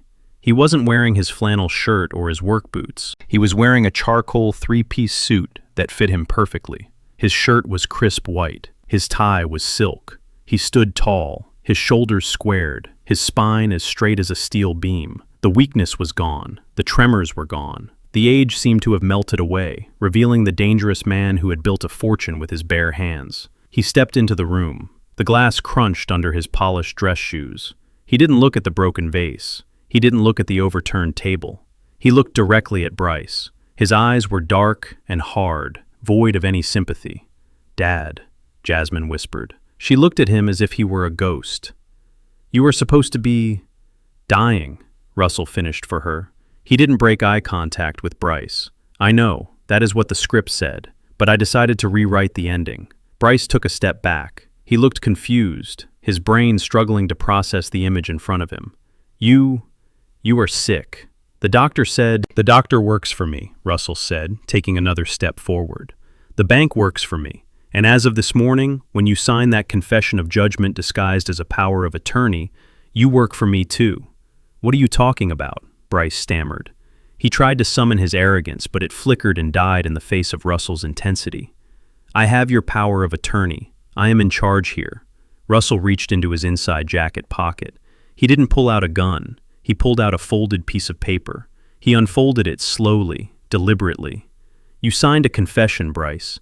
You admitted to embezzling $200,000. You admitted to fraud, and you guaranteed repayment with your personal assets. Bryce's face went white. No. I read it. It was a standard form. You read the first page, Russell said. You didn't read the page you signed. You were too busy counting your chickens before they hatched. Russell tossed the paper onto the floor at Bryce's feet. It landed next to the fake necklace. Pick it up, Russell said. Bryce stared at the paper. He didn't move. I said pick it up, Russell barked. The volume made Bryce jump. Bryce bent down and snatched the paper. He read it. His hands started to shake. He read the clause where he admitted to the theft. He read the clause where he waived his right to a trial. This is entrapment, Bryce whispered. This is business, Russell corrected. You wanted to play in the big leagues, Bryce. You wanted to be a player. Well, welcome to the game. This is how we play. When you steal from my family, I don't call the police. I take everything you have. Jasmine stood up slowly. She looked from her husband to her father. She saw the truth. She saw the man she married for the coward he was, and she saw the father she had underestimated for the titan he truly was. Get out, Jasmine said. Her voice was quiet, but it was steady. Bryce looked at her. What? Get out of my house, she said louder. This is my house, Bryce snarled, trying to regain control. I pay the rent. Russell laughed. It was a dry, humorless sound. Actually, you don't. You haven't paid rent in 3 months. The landlord called me yesterday. I bought the lease this morning. I am your landlord now, Bryce, and I am evicting you. Bryce looked around the room. The walls were closing in. The exits were blocked. He realized with a terrifying clarity that he had been outmaneuvered at every turn. You cannot do this, Bryce said, his voice rising to a panic. I have rights. You have 48 hours, Russell cut him off. 48 hours to vacate the premises. If you are still here, I will have the sheriff remove you. And Bryce, if you try to take anything other than your clothes, if you try to take one single item that belongs to my daughter or my grandson, I will activate the clause in that document, and I will garnish your wages until you are 100 years old. Bryce looked at Russell. He saw the end of his world reflected in the old man's eyes. He didn't say another word. He couldn't. He turned and ran up the stairs. A moment later, we heard the sound of a suitcase being dragged across the floor. Russell walked over to Jasmine. He didn't hug her yet. He looked down at the mess on the floor. Where is Leo? He asked softly. In the closet, Jasmine whispered. Russell nodded. He adjusted his cuffs. Go help him pack, Jasmine. But check his bags. Make sure he doesn't take the silver. Russell walked past her towards the stairs. He wasn't going to help Bryce. He was going to get his grandson. He opened the closet door. Leo looked up, his eyes red from crying. When he saw his grandfather in the suit, looking like a superhero, he didn't ask questions. He just launched himself into Russell's arms. I got you, Russell whispered, lifting the boy up. I got you, and nobody is ever going to scare you again. The air in the living room was thick enough to choke on. Bryce stood at the foot of the stairs, his suitcase handle gripped in his hand, but he wasn't moving. The fear I had seen in his eyes moments ago had curdled into something uglier. It was a mix of desperation and deep-seated prejudice. He looked at me, standing there in my suit, and he didn't see a successful businessman or a protective grandfather. He saw an error in the natural order of things. He saw a man he felt superior to, simply by birthright, holding the keys to his existence. And that reality broke something inside him. You cannot kick me out, Bryce said. His voice was low, vibrating with a dark energy. This is my house. My name is on the deed. You gifted it to us. A gift is a gift. You cannot just take it back because you decided to play God today. I took a step closer to him. I didn't raise my voice. I didn't have to. The silence of the house amplified every word. It was a conditional gift, Bryce. Do you know what the word conditional means? It means it comes with strings attached, and you just used those strings to hang yourself. Bryce dropped his suitcase. It hit the floor with a heavy thud. He stepped over it, closing the distance between us. He was taller than me, younger, and in his mind, better. He puffed out his chest, trying to use his physical presence to intimidate me. But he forgot that I had stared down union busters with baseball bats in the 80s. A soft-handed investment broker was not going to make me flinch. You think you are so smart, Bryce spat. You think because you have a few $1 million in the bank, you are one of us. But you are not. You are just a historical accident. You are a lottery winner who got lucky hauling cargo. You don't belong in this neighborhood. You don't belong in this tax bracket. And you certainly don't belong at the head of this family." I watched him unravel. I let him talk. I wanted Jasmine to hear this. I wanted her to hear the thoughts he had kept hidden behind his charming smile all these years. "Jasmine didn't marry me for love, Russell," Bryce sneered, pointing a finger at my chest. "She married me because she needed to dilute the bloodline. She needed someone with pedigree to wash away the stain of your blue-collar past. She needed a white husband to open the doors that would always be slammed in your face." I heard a gasp from the kitchen doorway. Jasmine was standing there, her hand over her mouth. She had heard every word. Bryce didn't care. He was too far gone. "Look at Leo," Bryce continued, his eyes wild. "He has my eyes. He has my potential. He is going to be a king in this city because of me, because of my name, not yours. You are just the bankroll, Russell. That is all you ever were, a wallet with a pulse. And now that the wallet is trying to give orders, it is time to remind you of your place." He poked me in the chest, hard. "My name is on the deed," he shouted. "Mine. And there is not a damn thing you or your high-priced lawyers can do about it. Possession is 9/10 of the law, and I am not leaving."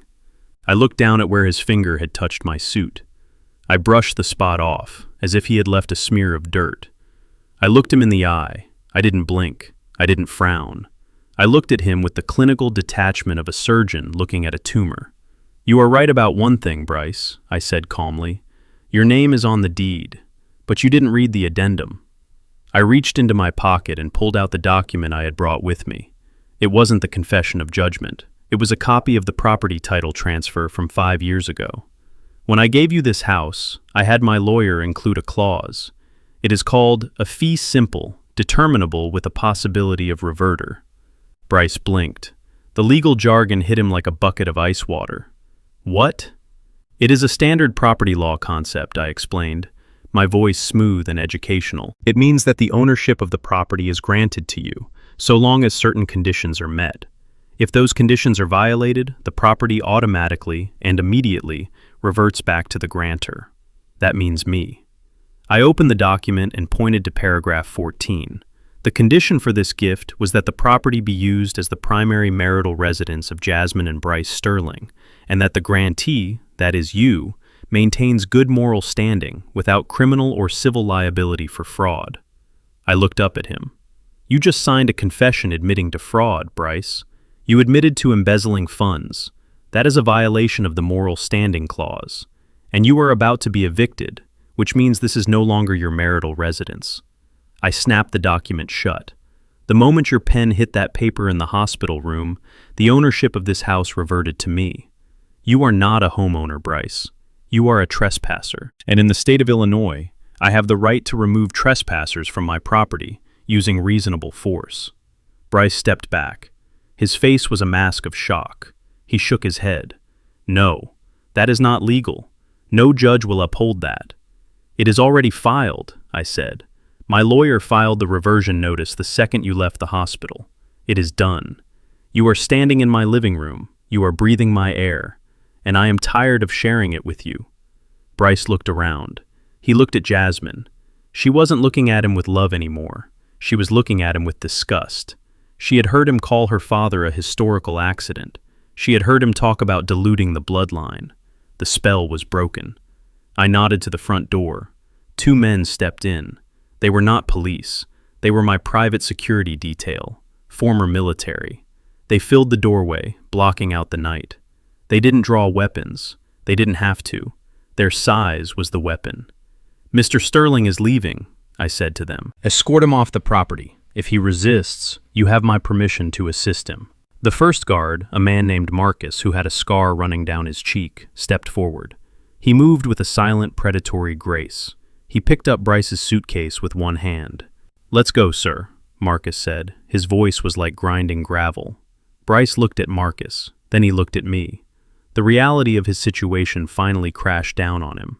He had no money. He had no house. He had no family. He was being stripped of everything he thought made him a man. "You cannot do this to me," Bryce screamed. He backed away, knocking into the wall. "I am Bryce Sterling. I have connections. I will ruin you." "You are a trespasser," I repeated. Goodbye, Bryce. Marcus grabbed Bryce by the arm. It wasn't a gentle hold. It was a grip meant to control. Bryce flailed, trying to pull away. Get your hands off me, Bryce yelled. He looked at Jasmine. Jasmine, tell them to stop. Jasmine turned her back on him. She walked over to the closet and pulled out Leo, holding him tight against her chest, covering his ears. Marcus and the other guard dragged Bryce toward the door. He dug his heels into the expensive hardwood floor, leaving scuff marks. He was kicking and screaming like a child having a tantrum. This isn't over, Russell, he howled as they shoved him through the doorway. Do you hear me? This isn't over. You think you won. You think you can just erase me. I walked to the door. I watched as they dragged him down the driveway toward the street. The rain was falling harder now. He was getting soaked. His expensive suit was ruined. You took everything, Bryce screamed from the sidewalk. You took my life. You took my dignity. But you forgot one thing, old man. He stopped struggling for a second. He looked back at the house. His wet hair was plastered to his forehead. His eyes were wide and manic, glowing in the streetlights. I know where you live, he shouted, and I know what matters to you. You think you can protect them. You cannot protect them from everything. The guards shoved him onto the public sidewalk and turned back to the gate. Bryce stood there in the rain, shivering, pointing a finger at the house. You will pay for this, he screamed. I will make you beg me to stop. I closed the heavy oak door. The sound of his voice was cut off, replaced by the silence of the house. I locked the deadbolt. Then I engaged the security chain. I turned around. Jasmine was sitting on the stairs holding Leo. They were both shaking. I walked over and sat down next to them. I put my arm around my daughter. It is over, she whispered. I looked at the door. I could still feel the hatred radiating from the street. I remembered the look in Bryce's eyes. It wasn't the look of a defeated man. It was the look of a cornered rat that had decided to bite. No, I said softly, more to myself than to her. It is not over. Not yet. I felt a cold chill run down my spine that had nothing to do with the drafty hallway. I had stripped Bryce of his assets, but I had left him with his rage. And a man with nothing left to lose is the most dangerous enemy of all. I pulled my phone out and sent a text to Marcus. Stay outside, all night. Do not take your eyes off the street. I had won the battle for the house. But as I looked at my grandson's fearful eyes, I realized the war for his safety had just begun. And the enemy was no longer inside the gates. He was out in the dark, waiting. The morning sun that filtered through the kitchen blinds felt like a lie. It was too bright and too cheerful for a house that had just witnessed a war. The storm from the night before had passed, leaving the streets wet and shining, but the atmosphere inside my home was still heavy with the static of unresolved danger. I sat at the kitchen table, drinking black coffee that had gone cold 10 minutes ago. My eyes were fixed on the security monitors I had set up on the counter. Marcus, my head of security, was still parked outside the gate in his black SUV. He hadn't moved all night. Every time a car slowed down on the street, I saw Marcus's brake lights flare. We were under siege, even if the enemy had retreated. Jasmine was at the stove making pancakes. She was moving mechanically, flipping the batter not because she was hungry, but because she needed to do something with her hands. She needed to be a mother. She needed to pretend that her husband hadn't just been dragged off the property, screaming threats of vengeance. Leo was sitting at the table across from me, coloring in a book. He was quiet, too quiet for a 5-year-old. He kept looking at the front door, waiting for the shouting to start again. Eat your breakfast, Leo, Jasmine said softly. Her voice was brittle, like dry leaves. I am not hungry, Mom, Leo said. He put down his crayon. Is Dad coming back? Jasmine froze. She looked at me. I shook my head slightly. No, Leo, I said. Your dad he is taking a time out. Like when you misbehave and have to sit in the corner. He needs to think about how to be nice. Leo nodded, accepting the logic of a child. Okay, can I take my watch to school? He held up his wrist. It was a bulky, digital watch with a rubber strap. I had given it to him for his birthday the year before. He loved it because it looked like the communication devices the Space Rangers wore in his favorite cartoon. Sure, sport, I said. Just don't play games during math class. Jasmine dropped him off at St. Jude's at 8:30. I watched on the GPS tracker on my phone until I saw the dot settle safely within the school perimeter. I breathed a sigh of relief. The school had strict instructions, armed security, a banned list with Bryce's face on it. I thought he was safe. I thought Bryce was probably passed out in a cheap motel room, nursing a hangover and a bruised ego. I was wrong. I underestimated the desperation of a narcissist who has lost his audience. At 10 o'clock, the phone rang. It wasn't the school. It was Jasmine. "Dad," she screamed. The sound tore through my eardrum. "Dad, he has him." "Who?" I asked, standing up so fast my chair fell over. "Bryce," she sobbed. "The school just called. There was a fire drill. Chaos. The teachers were herding the kids to the parking lot. Bryce. He was waiting by the fence. He cut the lock. He grabbed Leo and shoved him into a car. A rental car. Dad, he took him." I felt a cold sensation wash over my body. It started at the base of my neck and spread to my fingertips. It wasn't panic. Panic is hot and messy. This was ice. This was the combat mode I had lived in for 40 years in the shipping business. "Where are you?" I asked. "I am at the school," she cried. "The police are here. They are asking questions. They are talking about waiting periods and custody disputes. They don't understand. He is dangerous." "Stay there," I commanded. "Do not leave the police." I hung up. Before I could dial Marcus, my phone rang again. It was an unknown number. I answered. I didn't say hello. I just listened. "I told you," Bryce's voice hissed. It sounded ragged, broken, like he had been screaming for hours. "I told you I know what matters to you." "Where is he, Bryce?" I said. My voice was a flat line. "He is right here," Bryce said. "Say hi to Grandpa, Leo." "Grandpa!" Leo's voice was high and terrified. "Grandpa, I want to go home." "Shut up," Bryce snapped. There was a sound of a struggle, then the phone fumbled. "Listen to me, old man. You took my house. You took my money. You took my reputation. Now I have taken your heart." "What do you want?" I asked. $5 million, Bryce said. "Wire transfer to an offshore account. I will text you the details. And a plane. A private charter waiting at O'Hare. You have 3 hours." "I don't have that kind of cash liquid, Bryce," I said. "I need time." "You don't have time," he screamed. "You have 3 hours. If I don't see the confirmation by 1 o'clock, I am driving this car off a bridge. I swear to God, Russell, if I cannot have him, nobody can." He hung up. The silence that followed was deafening. Driving off a bridge. He meant it. He wasn't looking for a getaway. He was looking for a grand finale. He wanted to destroy me so badly, he was willing to destroy himself and his own son to do it. I looked at the clock. 10:05. 3 hours. The police would set up roadblocks, but Chicago is a city of 1,000,000 alleyways and side streets. By the time they found the car, it would be too late. Bryce knew that. He was counting on the bureaucracy to slow them down, but he wasn't counting on me. I walked into my study and locked the door. I didn't call the bank. I walked to the heavy steel safe in the corner and spun the dial. Inside, next to my deeds and my will, was a rugged, thick laptop. It was an old Panasonic Toughbook, the kind used by the military and heavy industry. I powered it up. The operating system was outdated, but the software running on it was proprietary. It was a custom logistics program I had built for Hayes Logistics back in the late 90s. You see, when you run a trucking empire, you learn one thing very quickly. Drivers lie.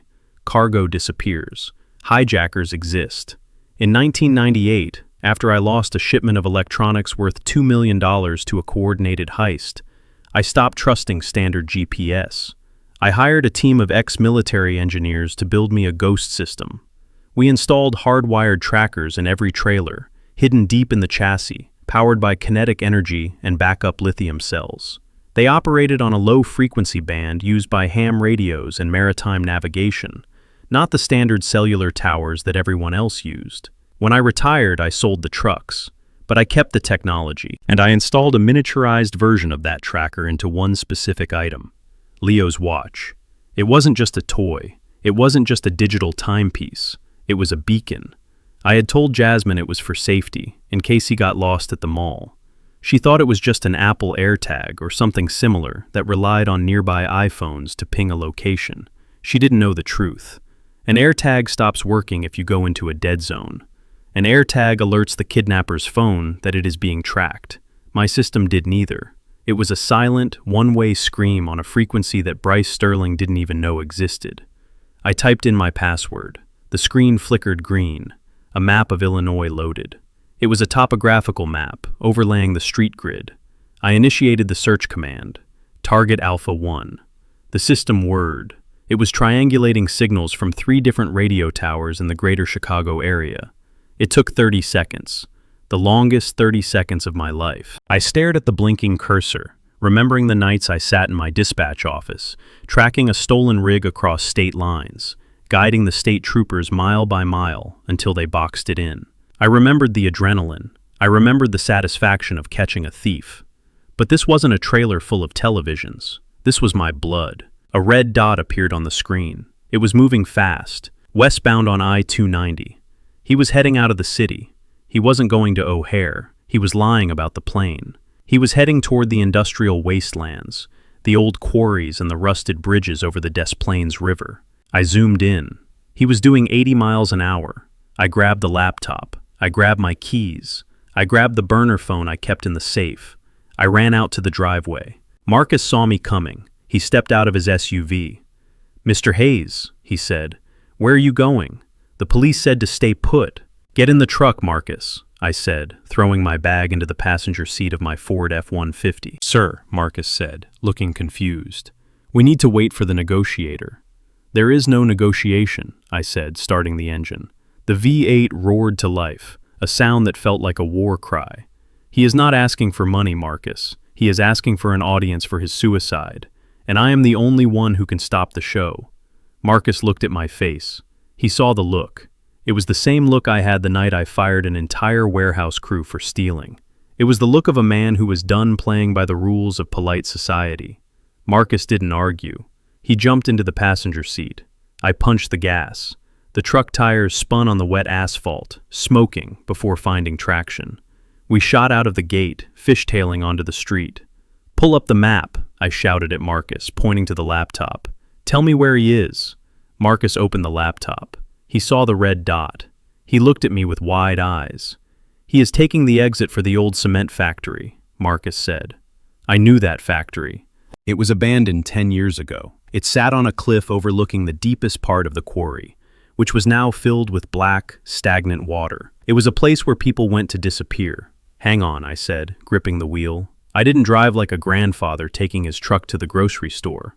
I drove like Russell Hayes, the man who used to haul illegal overtime loads through blizzards in the Rockies to make payroll. I drove with precision and fury. I wove through traffic, mounting the curb to bypass a red light, ignoring the honking horns. "I am coming, Leo," I whispered to the windshield. "Grandpa is coming." Bryce wanted a tragic ending. He wanted to drive off a bridge and leave me with a lifetime of guilt. He wanted to win. But he forgot that he was playing against a man who had spent 40 years navigating the most dangerous roads in America. He thought he was the driver of this story. He was about to find out he was just roadkill. The tires of my Ford F-150 tore through the mud and gravel of the access road leading to the old cement factory. The truck bounced violently, the suspension groaning under the abuse, but I did not lift my foot off the gas pedal. Beside me, Marcus was holding on to the grab handle with white knuckles, his eyes scanning the horizon. We were driving into a wasteland. This part of the quarry had been abandoned for a decade. It was a landscape of rusted iron, crumbling concrete pillars, and silence. To the left, the ground dropped away into a sheer cliff, at the bottom of which lay the stagnant black water of the quarry pit. It was a place where people went to hide things they never wanted found. "There," Marcus shouted, pointing through the rain-streaked windshield. I saw it. A silver sedan was parked dangerously close to the precipice. The front bumper was hanging over the edge of the drop. The engine was running, the exhaust puffing white smoke into the cold air. I slammed on the brakes. The truck skidded sideways, spraying gravel, coming to a halt 50 yards from the sedan. "Stay here," I ordered Marcus. "Call the police. Tell them we have him pinned, but do not engage unless I go down." I didn't wait for an answer. I kicked the door open and stepped out into the freezing drizzle. The wind up here was vicious. It whipped my coat around my legs and stung my eyes. I didn't feel the cold. My blood was boiling with a heat that could have melted steel. I walked toward the sedan. My hands were empty, held out to my sides. I needed Bryce to see that I wasn't armed. I needed him to focus on me, not on the boy in the car. "Bryce!" I shouted. The wind tore the name from my lips, but he heard me. The driver's side door of the sedan opened. Bryce stepped out. He looked like a man who had been hollowed out by madness. His expensive suit was torn and muddy. His hair was plastered to his skull. His eyes were wide, rolling in their sockets, fueled by adrenaline and hysteria. In his right hand, he held a knife. It wasn't a combat knife. It was a long, serrated bread knife, probably grabbed from the kitchen in his haste. It looked ridiculous in his shaking hand, but it was sharp enough to kill. With his left hand, he dragged Leo out of the back seat. Leo was crying, his small legs stumbling on the uneven ground. Bryce pulled him tight against his chest, holding the knife dangerously close to the boy's jacket. "Stay back!" Bryce screamed. His voice cracked, high and thin like breaking glass. "Stay back or I will jump. I swear to God, Russell, I will take him with me." I stopped moving. I stood 20 feet away from him. I planted my feet firmly on the gravel, adopting a stance I hadn't used since a trucker named Big Mike tried to hijack my rig in a parking lot in Memphis in 1982. Knees bent slightly, center of gravity low, hands up, palms open, appearing submissive but ready to strike. "Let him go, Bryce," I said. My voice was calm, deep, and steady. It was the voice of a man who was in complete control of the chaos.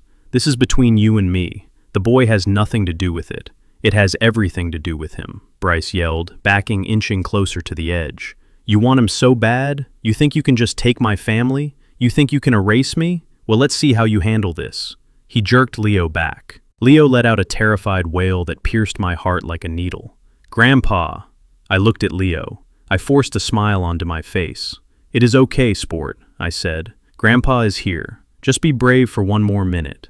I took a slow step forward. "Don't!" Bryce shrieked, waving the knife. "Bryce, look at you," I said, keeping my eyes locked on his. "You are cold. You are tired. You are scared. You don't want to die. You just want to win." "I have already lost," Bryce spat. "You took the house. You took the money." "We can fix the money," I lied. I took another step. The distance was closing, 15 feet. "I can wire you the funds, Bryce. I can set you up in a new city, but you have to put the knife down. You have to let Leo walk to me." Bryce hesitated. For a split second, the greed in his eyes flickered, warring with the madness. He lowered the knife an inch. "You would do that?" he asked. "I would do anything for my family," I said. "And technically, you are still family." I took 2 more steps. 10 feet. I was within the kill zone. If he lunged now, I would have less than a second to react. Bryce looked at me, then at the knife, then at Leo. The wind howled around us. I saw his muscles tense. I saw the decision form in his brain before he even moved. He realized I was lying. He realized there was no money. He realized that the only way to hurt me was to destroy the one thing I loved. "Liar!" he screamed. He didn't jump. He charged. He shoved Leo to the ground, hard, and lunged at me with the knife. He was fast, fueled by the explosive power of desperation. He aimed for my chest, a clumsy, sweeping overhand stab that was meant to end it all. But Bryce had spent his life fighting with lawyers and balance sheets. I had spent my life fighting with tire irons and chains. I didn't back up. I stepped into the attack. As his arm came down, I raised my left forearm, blocking his wrist. The impact jarred my bone, but I didn't flinch. I grabbed his wrist with my left hand, clamping down with a grip strength built from 40 years of hauling crates. I twisted his arm outward, away from my body. Bryce screamed as the torque hit his shoulder joint. He tried to knee me in the stomach, but I was already moving. I stepped inside his guard, driving my right shoulder into his chest. It wasn't a push, it was a collision. The air rushed out of his lungs with a sickening whoosh. He stumbled back, but I didn't let go of his wrist. I maintained the lock. He swung his left fist at my face. It connected with my jaw, a glancing blow that tasted like blood. I ignored it. "Drop it," I growled. I applied pressure to his wrist, bending it backward against the joint. I heard the snap before he screamed. It was the sound of the radius bone giving way under the strain. Bryce shrieked, a sound of pure animal agony. His fingers spasmed involuntarily, and the bread knife fell from his hand, clattering onto the rocks. I released his wrist and grabbed him by the lapels of his ruined suit. I spun him around, slamming him face first onto the hood of his rental car. "Stay down," I roared. He tried to push up, thrashing like a caught fish. I didn't use my fists. I used my weight. I drove my forearm into the back of his neck, pinning his face against the cold metal. I grabbed his right arm, the broken one, and pulled it behind his back. He howled again, his legs kicking uselessly at the gravel. It was over. The physical fight had lasted less than 10 seconds. Experience had triumphed over rage. I looked up. Leo was sitting in the mud a few yards away, staring at us with wide, shocked eyes. "Leo, come here," I said, my voice softening instantly, though I was still winded. He scrambled up and ran to me. I couldn't hug him with both arms because I was holding his father down, so I let him bury his face in my coat. I wrapped one arm around him, shielding his eyes from the sight of Bryce bleeding on the hood. "It is okay," I whispered into Leo's hair. "I got you." In the distance, the wail of sirens cut through the wind. Marcus must have made the call the second I stepped out. I saw blue and red lights flashing against the gray sky, snake winding their way up the access road. Bryce was sobbing now. It wasn't the crying of a repentant man. It was the crying of a child who had broken a toy and blamed the floor. "You broke my arm," he whimpered into the metal hood. "You crazy old man. You broke my arm. You are lucky I didn't break your neck," I whispered close to his ear. The police cruisers skidded to a halt in a semicircle around us. Doors flew open. Officers poured out, guns drawn, shouting commands.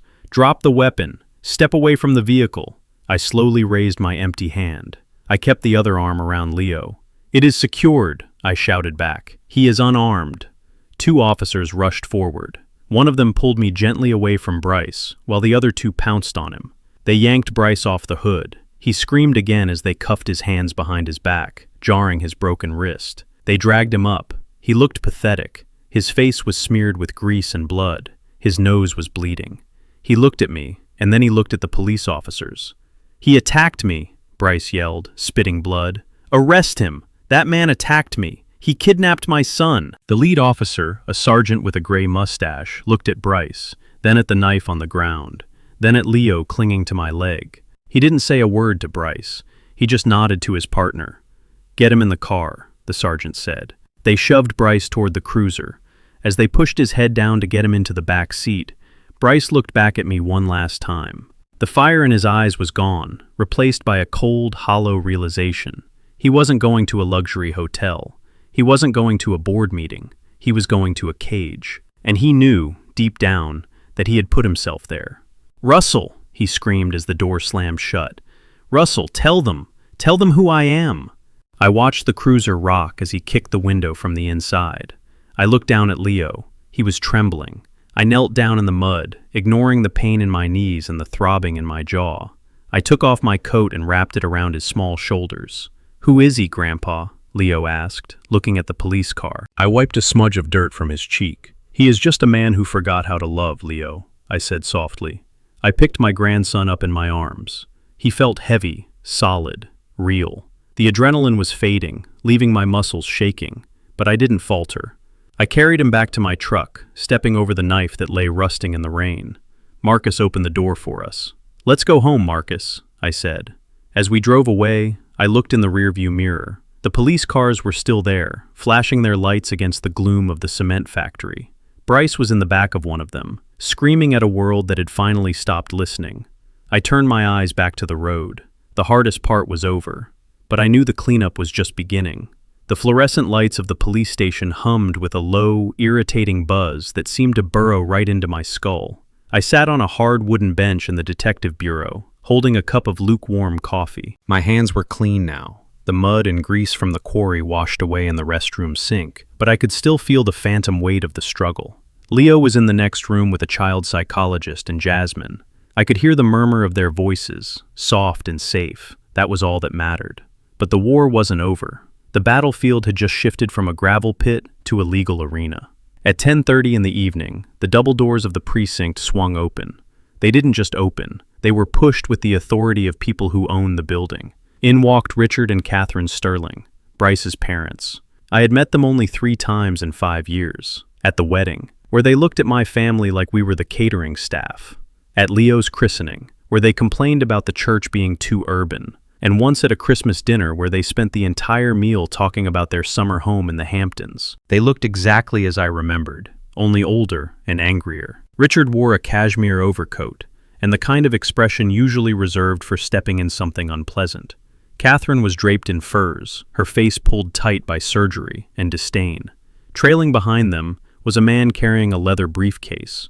He had the sharp, predatory look of a lawyer who charged by the minute and didn't lose. They didn't look at me. They marched straight to the desk sergeant. "I am Richard Sterling," the father announced. His voice carried across the room. "You have my son in custody. I demand to see him immediately, and I want to speak to the captain. This entire arrest is a farce."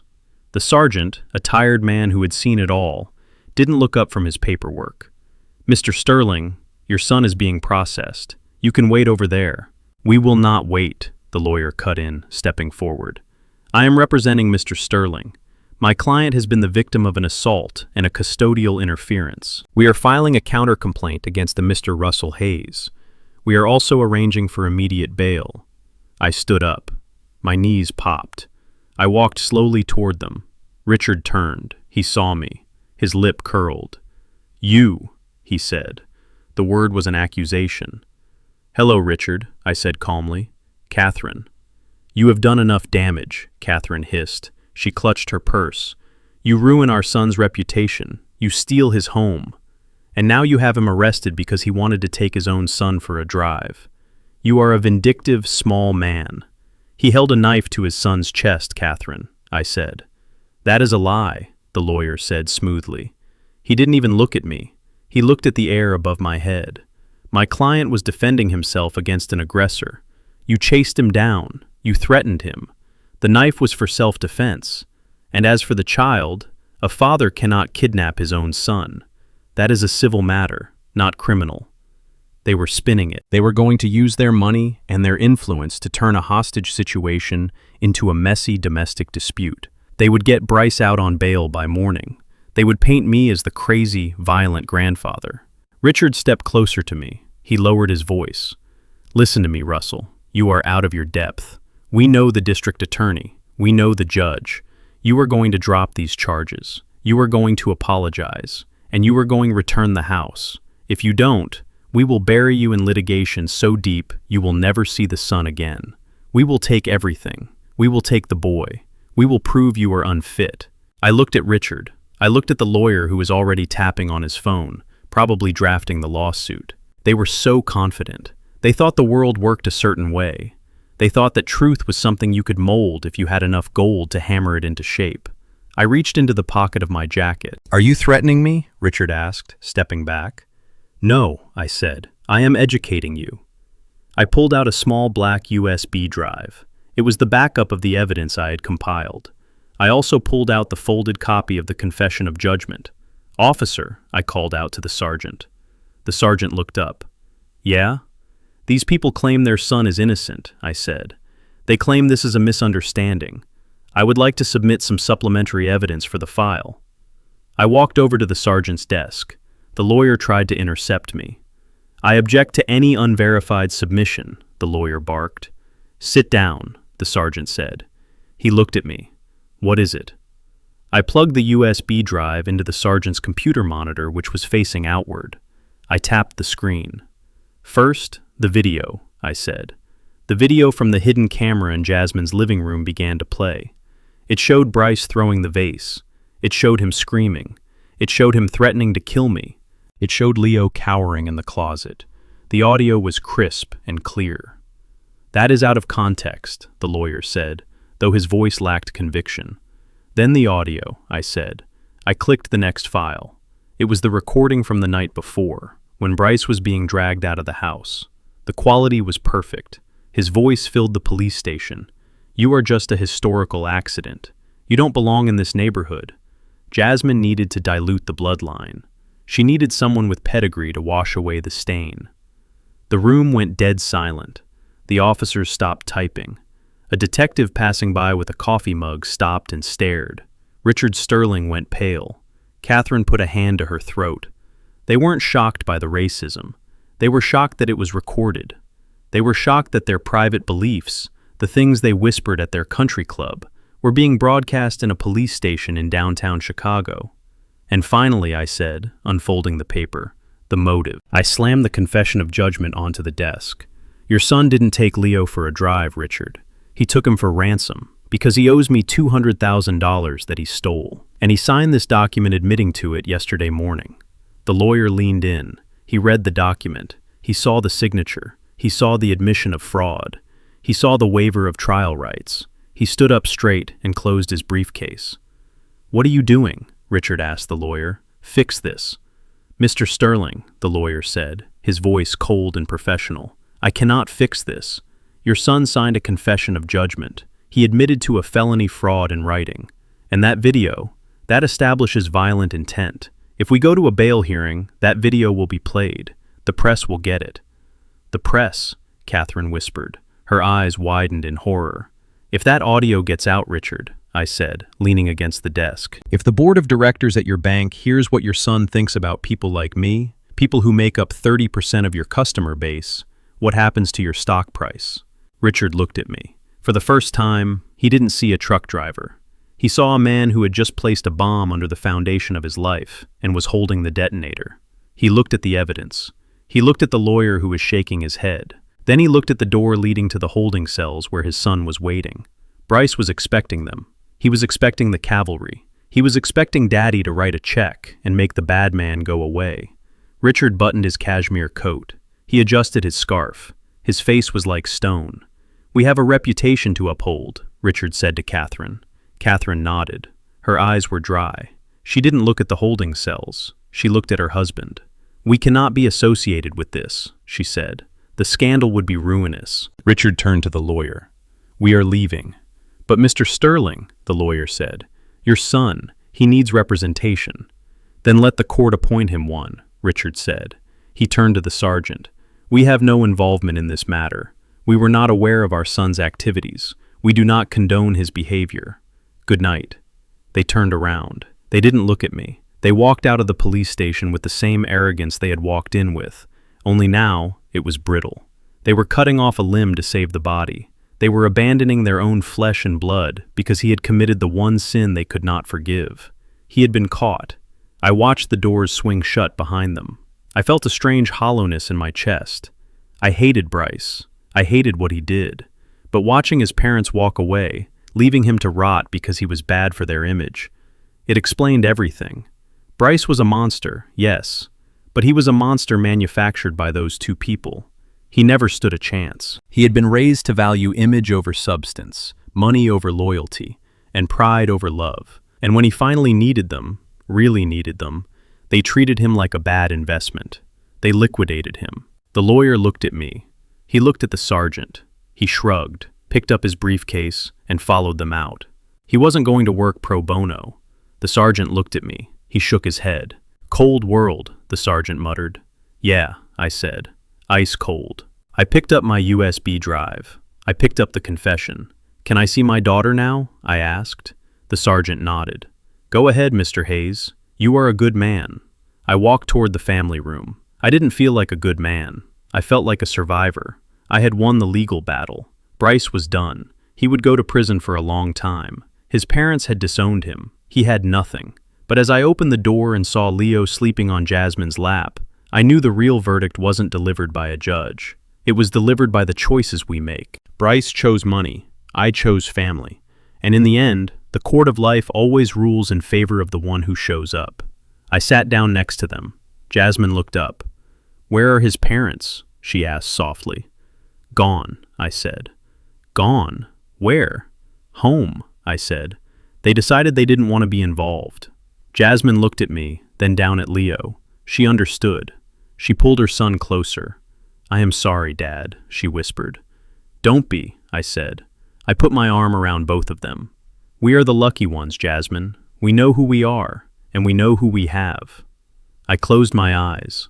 The station was noisy, but in that little room, it was quiet. We were safe, and tomorrow we would start rebuilding the world that Bryce Sterling had tried to break. The sound of a jail cell door sliding shut is not loud. It is final.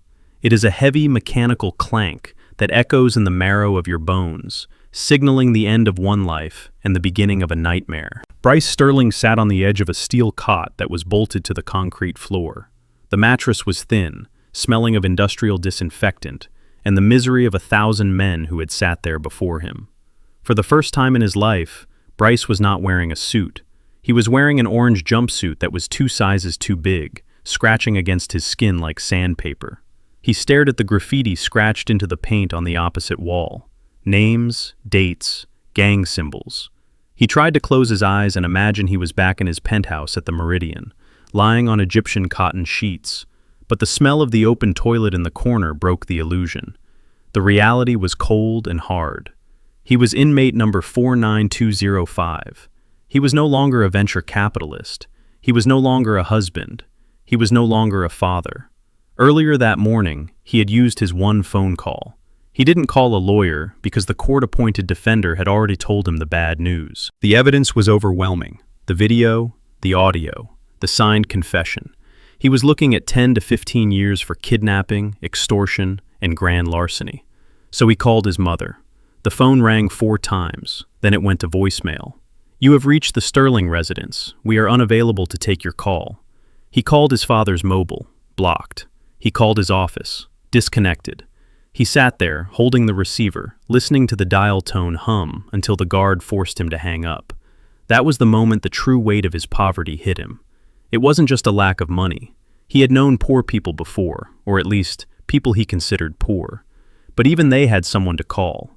Even they had a mother who would cry for them, a brother who would scrape together bail money. Bryce had nobody. His parents had liquidated him like a bad asset to protect their stock portfolio. His wife was gone, taken by the man he had underestimated. His son was safe, probably eating pancakes in a warm kitchen, beginning the slow process of forgetting his father's face. Bryce looked at his hands. They were shaking. These hands had held champagne flutes and signed 6-figure checks. Now they were empty. He realized with a terrifying clarity that without the money, without the name, without the suit, he was nothing. He was a hollow shell of a man who had spent his life building a monument to his own ego, only to find out the foundation was made of sand. He curled up on the cot, facing the wall, and for the first time since he was a child, he cried. But nobody was watching, and nobody cared. While Bryce was learning the meaning of absolute zero, I was taking Jasmine and Leo on a field trip. We didn't go to a park. We didn't go to a museum. I drove them downtown, into the heart of the Chicago Loop, where the buildings scrape the clouds and the wind whips through the canyons of steel and glass. We parked in the underground garage of a skyscraper known simply as One River North. It was a 50-story tower of blue glass that reflected the river below. It was modern, sleek, and intimidating. "Why are we here, Dad?" Jasmine asked. She looked tired. Her eyes were swollen from crying, but she held her head higher than she had in years. The fear was gone. "I have one last thing to show you," I said. We took the elevator. I didn't press the button for the lobby. I pressed the button for the penthouse, the 45th floor. The elevator rose smoothly, silently. My ears popped. Jasmine held Leo's hand tight. She looked at the numbers climbing. 20, 30, 40. The doors slid open. We stepped out into a space that was breathtaking. It was an entire floor of empty, pristine office space. Floor-to-ceiling windows offered a 360-degree view of the city. You could see the lake stretching out to the horizon like a sheet of hammered silver. You could see the ant-like cars crawling on the highways. You could see the world. Jasmine walked to the window. She gasped. "It is beautiful," she whispered. "Who works here?" "Nobody," I said. "Not yet." I walked to the center of the room. The sunlight flooded in, illuminating the dust motes dancing in the air. I took a set of keys from my pocket. They were heavy, brass keys, not the electronic fobs Bryce loved so much. "Do you remember when Bryce asked for my blessing to marry you?" I asked. Jasmine nodded, not turning away from the window. "He told you he was going to build an empire. He told you he needed a partner who understood ambition." I walked up beside her. "I didn't trust him," I said.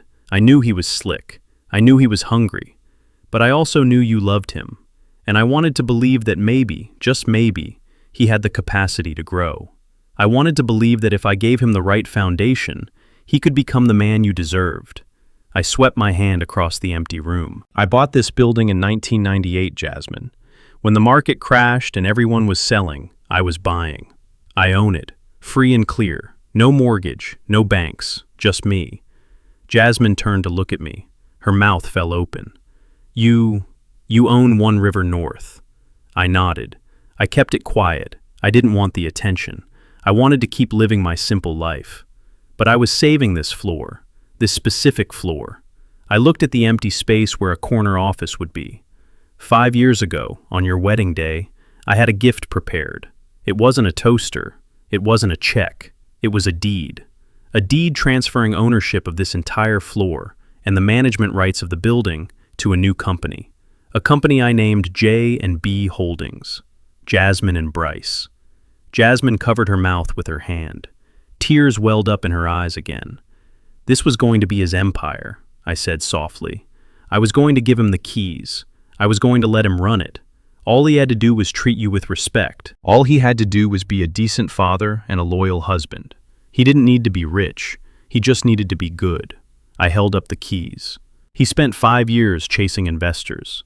He spent 5 years lying and cheating to get a seat at the table. He didn't realize that I had built the table for him. He was sitting on a winning lottery ticket, and he tore it up because he didn't like the font. Jasmine looked around the room. She saw the ghost of the life she could have had.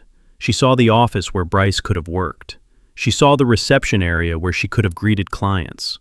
It was a kingdom that had been waiting for a king who never showed up. He lost all of this, she whispered, because he wouldn't let you into a birthday party. No, I said. He lost this a long time ago. The party was just the moment I decided to stop waiting for him to change. I walked over to the window and looked down at the city. Somewhere down there, in a concrete box, Bryce was realizing what he had thrown away. But I didn't feel pity. I felt relief. Because if I had given him this building, he would have sold it. He would have leveraged it. He would have destroyed it, just like he tried to destroy us. Jasmine turned to me. She wiped her face. I feel so stupid, Dad. I thought he was the prize. I thought I was lucky that a man like him wanted a girl like me. I let him make me feel small because I thought his world was so big. I took her shoulders in my hands. I looked her in the eye. Listen to me, Jasmine, and listen good. This building is made of steel and glass. It is strong. It is impressive. But it is just a thing. It can be bought. It can be sold. It can fall down. I pointed to her chest. What you have inside you, your loyalty, your kindness, your love for that boy, that is the real estate. That is the asset that doesn't depreciate. Bryce didn't give you value, Jasmine. He was renting space in your heart that he couldn't afford. Jasmine looked at me. She took a deep breath. She looked at the keys in my hand. What are you going to do with it? She asked. The floor. I smiled. I put the keys in her hand. I am not giving it to Bryce, I said. And I am not giving it to you to manage. Not yet. You have healing to do. You have to find out who Jasmine is when she isn't trying to please a narcissist. I looked over at Leo, who was pressing his nose against the glass, looking at a helicopter flying by. But one day, I said, Leo is going to need a legacy, and he is going to need a mother who knows how to run it. So, consider this your classroom. You want to start a foundation? You want to start a business? It is yours, rent-free. Jasmine closed her fingers around the keys. She looked at the city. She didn't look like a victim anymore. She looked like a woman who was surveying her domain. Thank you, Dad, she said. Not for the building, but for waking me up. I put my arm around her. We stood there for a long time, 3 generations of haze, looking out at the horizon. The sun was setting, casting a golden fire over the water. The storm was over. The night would come, but we weren't afraid of the dark anymore. We owned the light. Let's go get some pizza, Leo shouted from the window. I laughed, the first genuine laugh I had felt in weeks. Pizza sounds good, I said. And after that, we have a lot of work to do. We walked back to the elevator. The doors closed on the empty office, sealing away the potential of what could have been, and opening the door to what would be. Bryce Sterling was a footnote in our history, a painful lesson. But as we descended, I knew one thing for sure. The rise of Jasmine Hayes had just begun.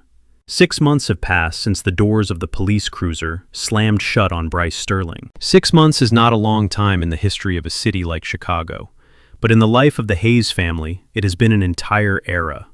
The winter ice has melted, washing away the gray slush and the bitter memories of that cold afternoon at the cement factory. Spring has arrived, and with it, a warmth that has nothing to do with the weather. I am sitting in the corner office of the 45th floor of One River North. I am not sitting behind the desk. That seat is taken. Jasmine is sitting there. She is on a conference call with the director of a women's shelter, discussing a grant from the new Hayes Foundation. She looks different. The first thing she did after the divorce was finalized was cut her hair. Bryce had always insisted she keep it long and dyed a soft blonde because he thought it looked aristocratic. Now, she wears it in a sharp, dark bob that frames her face. She looks like her mother Etta. She wears a tailored blazer, not the pastel dresses Bryce used to pick out for her. She speaks with a voice that doesn't quaver. It is a voice that commands attention, not because it is loud, but because it is sure. I watch her work. She is not just managing the building. She is turning it into a fortress for others who have been broken. She has dedicated a wing of the floor to providing legal and financial aid to victims of domestic financial abuse. She is using her scars as a map to help others find their way out of the woods. She is no longer the victim. She is the lighthouse. And then there is Leo. He is down in the lobby with Marcus, who has transitioned from being a security guard to being the world's most overqualified soccer coach. I watch them on the monitor. Leo is laughing. He is kicking a ball against the marble wall, and for the first time in his life, nobody is yelling at him to stop making noise. He doesn't ask about his father anymore. The child psychologist said that kids are resilient, that they heal when they feel safe, and Leo feels safe. He knows that when he goes to sleep, the monsters aren't in the hallway. The monsters are gone. I sip my coffee. It is black and strong. I don't come here to run things. I come here to read the newspaper and watch my daughter fly. I spent 40 years building a trucking empire so I could leave a legacy. I thought the legacy was the money. I was wrong. The legacy is her. The weekend arrives with a blue sky that looks like it was painted by a master artist. It is Leo's 6th birthday. We are not at LeBlanc. We are not at a French restaurant where the menu is in a language we don't speak and the portions are small enough to inhale. We are in my backyard. The grass is freshly cut, smelling of green life and gasoline. The smoke from my charcoal grill is drifting through the neighborhood, carrying the scent of ribs and homemade barbecue sauce. It is a simple party. There is a bouncy castle that costs $200 to rent. There are coolers filled with soda and juice. The guests are not investors or hedge fund managers. They are Leo's friends from his new school. They are Jasmine's staff from the foundation. They are my old trucking buddies, men with calloused hands and loud laughs, who treat Leo like a prince. Jasmine is wearing jeans and a t-shirt.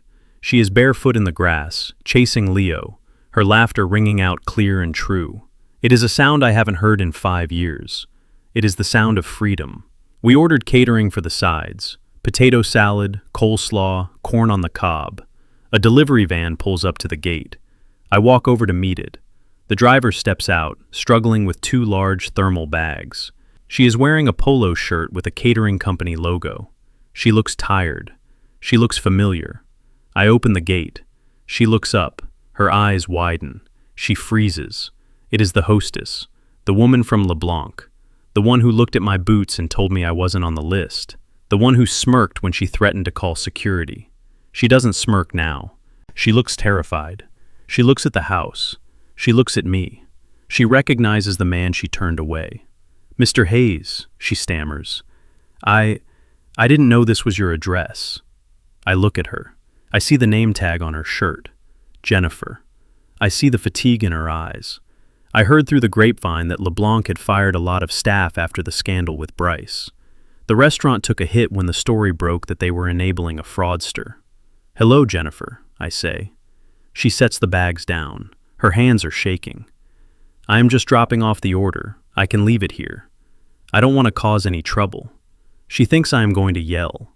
She thinks I am going to get revenge for that night. She thinks I am Bryce. I pick up the bags. They are heavy. "Bring the rest," I say gently. "The table is in the back." She follows me, walking hesitantly. We set the food down on the picnic table. She starts to unpack the trays, keeping her head down, avoiding eye contact with the guests. She wants to disappear. I reach into my pocket. I pull out my wallet. I take out 2 crisp $100 bills. "Jennifer," I say. She looks up, bracing herself. I hold out the money. "Thank you for the delivery," I say. "And thank you for doing your job that night." She blinks. She looks at the money, then at me. "What?" "You were following orders," I say. "You were protecting a list. You didn't know the list was flawed. But you taught me something important. You taught me that I needed to stop waiting to be invited and start building my own door." She takes the money. Her eyes fill with tears. She has probably been working double shifts to make ends meet. She has probably been dreading running into someone from her old life. "Thank you, Mr. Hayes," she whispers. "I am sorry about that night." "Don't be," I say. "That night is history. Enjoy the barbecue if you want to grab a plate." She shakes her head, smiling weakly. "I have more deliveries, but happy birthday to your grandson." She walks away. She walks a little lighter. I watch her go. I don't feel anger. I don't feel the need to rub her nose in my success. That is what a small man would do, and I am done with small men.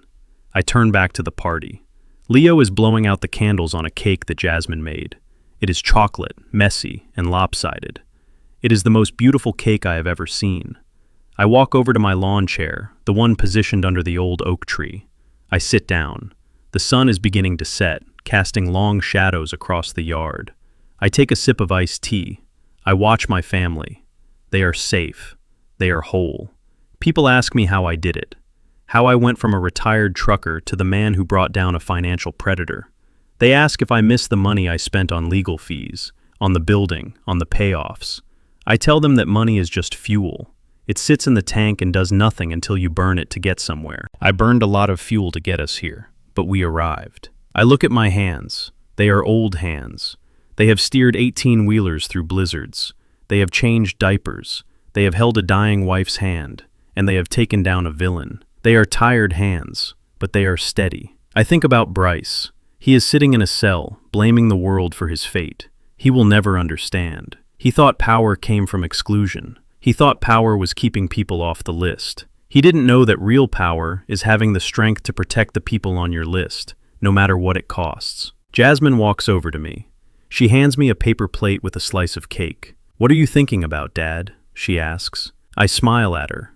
"I am thinking that I finally delivered the load, baby girl," I say. She kisses my cheek. "You sure did, Dad. You sure did." I take a bite of the cake. It is sweet. Life is sweet. I am Russell Hayes. I am a father. I am a grandfather. And I am the man who rewrote the guest list. If you enjoyed this story, if you felt the anger and the relief, do me a favor. Hit that like button, subscribe to the channel, and tell me in the comments, have you ever had to remind someone of your worth? Where are you listening from tonight? I read every single comment. This is Russell Hayes, signing off. Keep your eyes on the road and hold your family tight. I will see you in the next story. This experience taught me that true wealth is never found in a bank account, and it certainly isn't worn on a wrist.